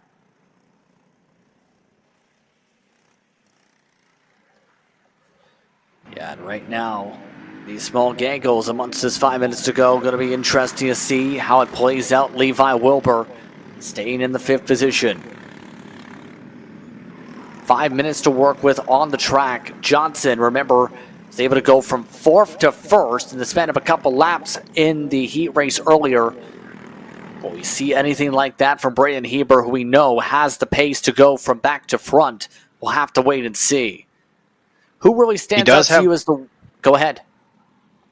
Well, I think you were going to ask who really stands out. I think Gavin Bear really stands out to me because you remember in the heat race, he kind of came out of nowhere and just showed up in 3rd position, stole a spot away from Levi Wilbur, I believe, as well. So you see Levi Wilbur now sitting in the 5th spot. That's my surprise so far. I will say we talked about we were going to see one more surprise. I completely forgot about Gavin Bear and the way that he worked himself into the 3rd position here to start this final race. Doing a good job so far, staying in the choo-choo train in the white cart, that 29 machine. Right now coming around halfway on the clock. Halfway to go in this race, plus the 2 laps. Looks like side by side. Another peak for Heber. Heber wants to go.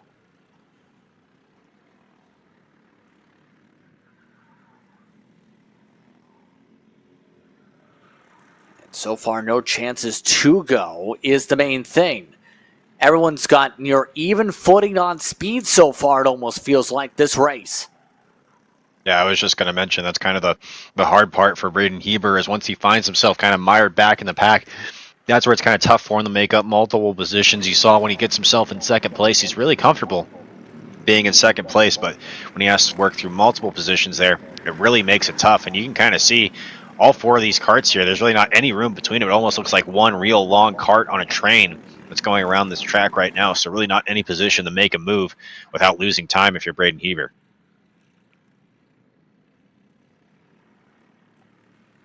Three minutes to go. Just 3 minutes to work with on the clock right now for Johnson, Howerton, and Baird. Now, we'll see what happens in this straightaway. Anyone looking to make a peel around this time? Heber has taken a couple peeks. This time, no speed up. They all just go to the back end of Johnson. No pass attempts this time around.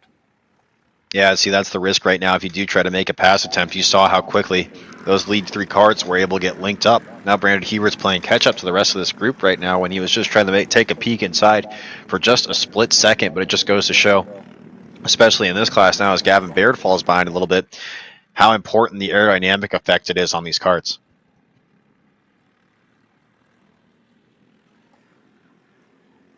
Down to 2 minutes to go, plus the 2 laps on the day. It's been a busy doubleheader throughout this weekend. Racing action all throughout, race after race. Heber looks to race his way to the third spot. Alongside Baird, tucks back in line. Couldn't get the run he was looking for to take away third spot. This has all allowed Levi Wilbur to join the party too.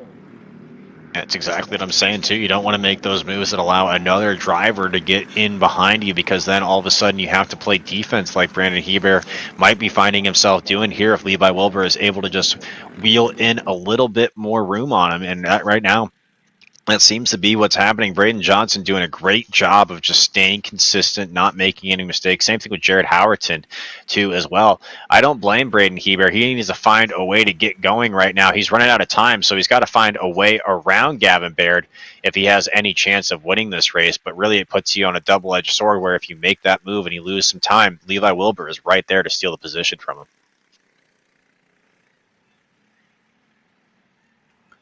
Down to the final minute. And now, who's going to be the first to blink here? Looking at the timings right now, shouldn't see the double sticks. Don't think there's the signal for that. 44 seconds still on the clock. So about 3 laps to go. They'll come to 2 laps to go when they come to the stripe here. So this race going to go to about an 11-12 lapper by the very end of this one. So we'll see what lap someone elects to try and send it along here. Howerton. Once again, bumper. Once again, no clear. Once again, Baird stays in line. He goes to the bumper of Howerton.